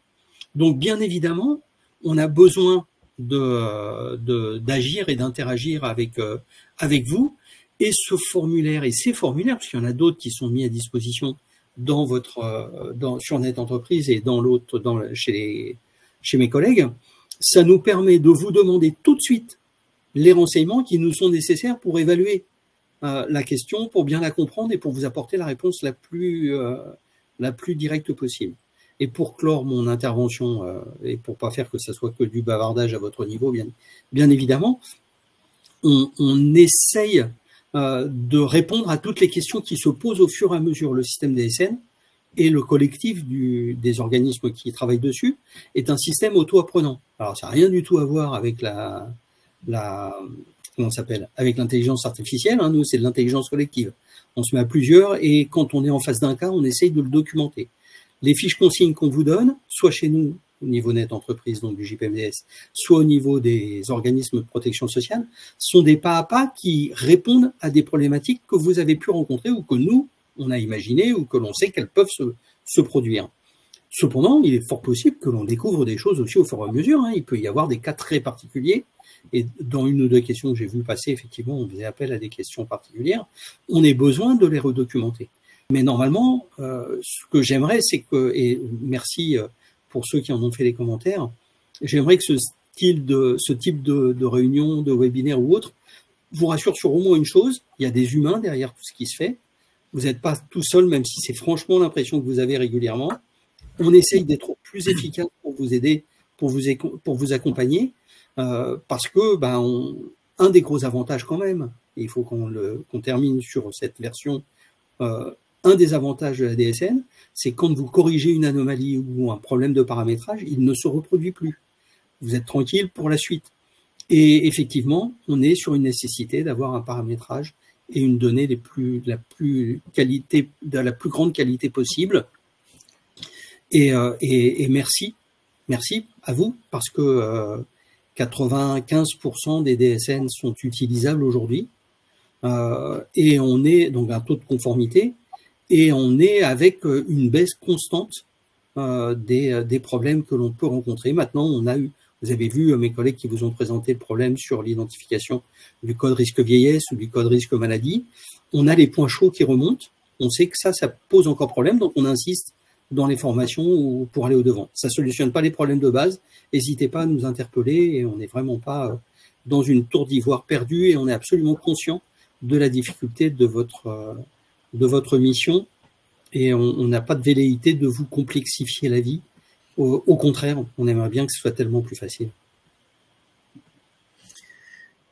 Merci Didier. Du coup, je vois dans le fil de discussion qu'il y a pas mal de questions qui ont obtenu une réponse.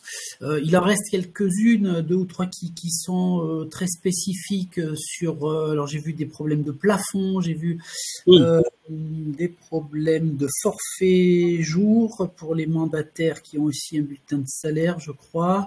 Enfin, des choses comme ça. Si on n'a pas répondu à toutes les questions, on essaiera d'y apporter une réponse... d'apporter une réponse suite à ce webinaire. Par ailleurs, je vous ai mis aussi l'adresse mail pour joindre le comité Net Auvergne. Dans le fil de discussion, vous trouverez ça. Qu'est-ce que j'allais vous dire d'autre? Oui, donc les C'est utile, nous allons lancer encore des clubs utilisateurs. Donc là, je vous invite justement à participer parce que ce que je vois dans le fil de discussion, c'est des questions qui peuvent être posées dans le cadre des clubs utilisateurs. Et je vois aussi qu'il y a aussi un partage entre vous, hein, des réponses qui sont apportées par certains d'entre vous, par certains participants. Et donc c'est aussi ça les clubs utilisateurs, c'est cette interaction qu'il peut y avoir entre vous, hein, parce que on peut ne pas avoir nous toutes les réponses en instantané, parce qu'on n'est pas utilisateur nous des logiciels de paye. On reçoit vos déclarations, mais on déclare pas nous. Donc du coup, vous avez parfois les réponses à des questions qui se posent. Donc voilà, c'est cette interaction qui est intéressante de faire vivre dans le cadre des clubs utilisateurs. Voilà. Gilles, peut-être en préciser, merci Gilles pour ces compléments. Simplement préciser qu'en 2024, on a prévu de poursuivre nos clubs utilisateurs et peut-être d'orienter davantage en fonction de nos publics, d'organiser des clubs utilisateurs thématiques en fonction de nos publics. Donc, n'hésitez pas à nous rejoindre, à vous faire connaître, à vous inscrire. Si ça n'est pas le cas, si vous n'avez pas eu encore la possibilité ou l'occasion de participer à nos précédentes rencontres, on vous accueillera avec plaisir. On organise soit en distanciel, comme je le disais ce matin en introduction, par facilitation, mais on essaye aussi à intervalles réguliers, on va poursuivre d'organiser ces rencontres en présentiel. Lors de notre dernière rencontre en présentiel qui remonte au mois de septembre, je me suis un petit peu emmêlé les pinceaux tout à l'heure dans les dates et dans la chronologie de nos rencontres. C'est vrai qu'on a eu l'agréable surprise de voir qu'à l'issue de notre rencontre, nous avions imaginé un temps d'échange entre les organismes et puis les utilisateurs, les entreprises. Et chaque organisme, effectivement, a pu répondre en direct à quelques questions ou se rapprocher, effectivement, des participants pour prendre leurs coordonnées et leur proposer un rendez-vous personnalisé. Donc, on va essayer, effectivement, d'être au plus proche de chacun, de poursuivre cet accompagnement attentionné. Et encore une fois, n'hésitez pas à vous faire connaître et à nous solliciter si vous souhaitez nous rejoindre. Alors, je crois, Gilles, effectivement, qu'on a une question pour savoir comment participer aux réunions club utilisateurs. Alors, si vous n'avez pas été ciblé dans les mailings qu'on a essayé de faire et de mettre en place pour vous associer à ces clubs utilisateurs, Gilles, peut-être on peut te faire un message directement. Comment? Alors, je mets dans le fil de discussion là le lien, l'adresse mail du comité Net Auvergne. Voilà. D'accord. Vous envoyez un mail et puis voilà, Madame Monteillet, je vois, mais on se connaît bien, Madame Monteillet, maintenant, parce que on a développé une offre de service fiabilisation sur les DSN et on a pu échanger plusieurs fois justement voilà, avec Madame Monteillet. Madame Laurent, avec plaisir de comment participer, effectivement. Et Laurent qui demandait. Une petite question aussi, pardon Stéphane, il y a une petite question de Monsieur Bailly, Gilles, qui nous dit: on m'a remonté une anomalie sur mon paie du mois d'août concernant un problème de plafond. Après échange avec mon organisme de paie, on ne comprend pas l'anomalie. Dois-je faire suivre à l'URSSAF pour demander des explications sur cette anomalie? Est-ce que typiquement suivi DSN ou son compte perso sur URSSAF est le bon vecteur pour justement résoudre ce type de problématique? Ben voilà, là encore un petit mail là sur la boîte Comité Net et moi je prendrai en charge. Anthony aussi qui est plus spécialisé technique DSN, jettera un petit œil là-dessus et on essaiera de fiabiliser ça. Ouais. Du coup, Gilles, vous pouvez en profiter peut-être pour refaire la promotion de l'offre personnalisée qu'on a mise en place ces derniers mois avec ce qu'on appelle les rendez-vous fiables en Auvergne, où on essaye d'avoir un accompagnement effectivement particulier de l'ensemble des entreprises qui ont des difficultés déclaratives. Vous pouvez nous en dire peut-être un petit mot, puisque vous en êtes le principal intermédiaire aux côtés d'Anthony, qui lui gère un petit peu la partie technique. Oui, alors que dire de ce projet fiable? Fiable, c'est fiabilisation de la ligne employeur chez nous, ça veut dire. L'idée, c'est effectivement d'aller détecter des anomalies déclaratives sur la DSN et d'apporter des réponses techniques à l'entreprise pour qu'elle puisse réaliser les corrections nécessaires. Alors attention, c'est pas si ça paraît évident comme ça, mais c'est pas très très facile à réaliser parce que les actions de correction, c'est extrêmement chronophage, c'est fastidieux, ça demande une technique particulière. Et heureusement, d'ailleurs, moi, je suis, on va dire, on va dire, le point d'entrée, le je pilote l'activité, si vous voulez, mais en termes de DSN pur, heureusement, il y a Anthony Serpollet qui est notre expert, notre docteur en DSN, hein, et qui, lui, met les mains dans la technique et dans les rubriques S, etc., 00 points, voilà. Donc, tout ça, c'est fastidieux. Mais donc là, c'était une première offre qu'on a fait à titre expérimental, hein, sur fin 2022 et courant de l'année 2023, sur un panel d'entreprises qu'on avait identifié comme un peu à risque en fonction des enjeux ou en fonction du nombre d'anomalies qui avaient été détectées. Par exemple, quand il y a beaucoup de salariés qui sont concernés par l'anomalie, bah derrière, on sait qu'il y a les droits qui en découlent. Donc voilà, donc on avait ciblé des entreprises. Et on a essayé d'apporter des corrections. Donc voilà, ça peut être plus ou moins long, mais on apporte le plus possible des éléments techniques. On fait référence notamment au support de Net Entreprise, hein, des fiches d'aide, des fiches thématiques. Voilà, donc tout ça, c'est dans le but en fait d'améliorer et le service que l'URSSAF peut apporter aux entreprises pour régulariser leurs problèmes, et aussi dans le but de fiabiliser les droits des salariés derrière. Voilà, c'est extrêmement important. C'est vraiment un accompagnement personnalisé. Voilà.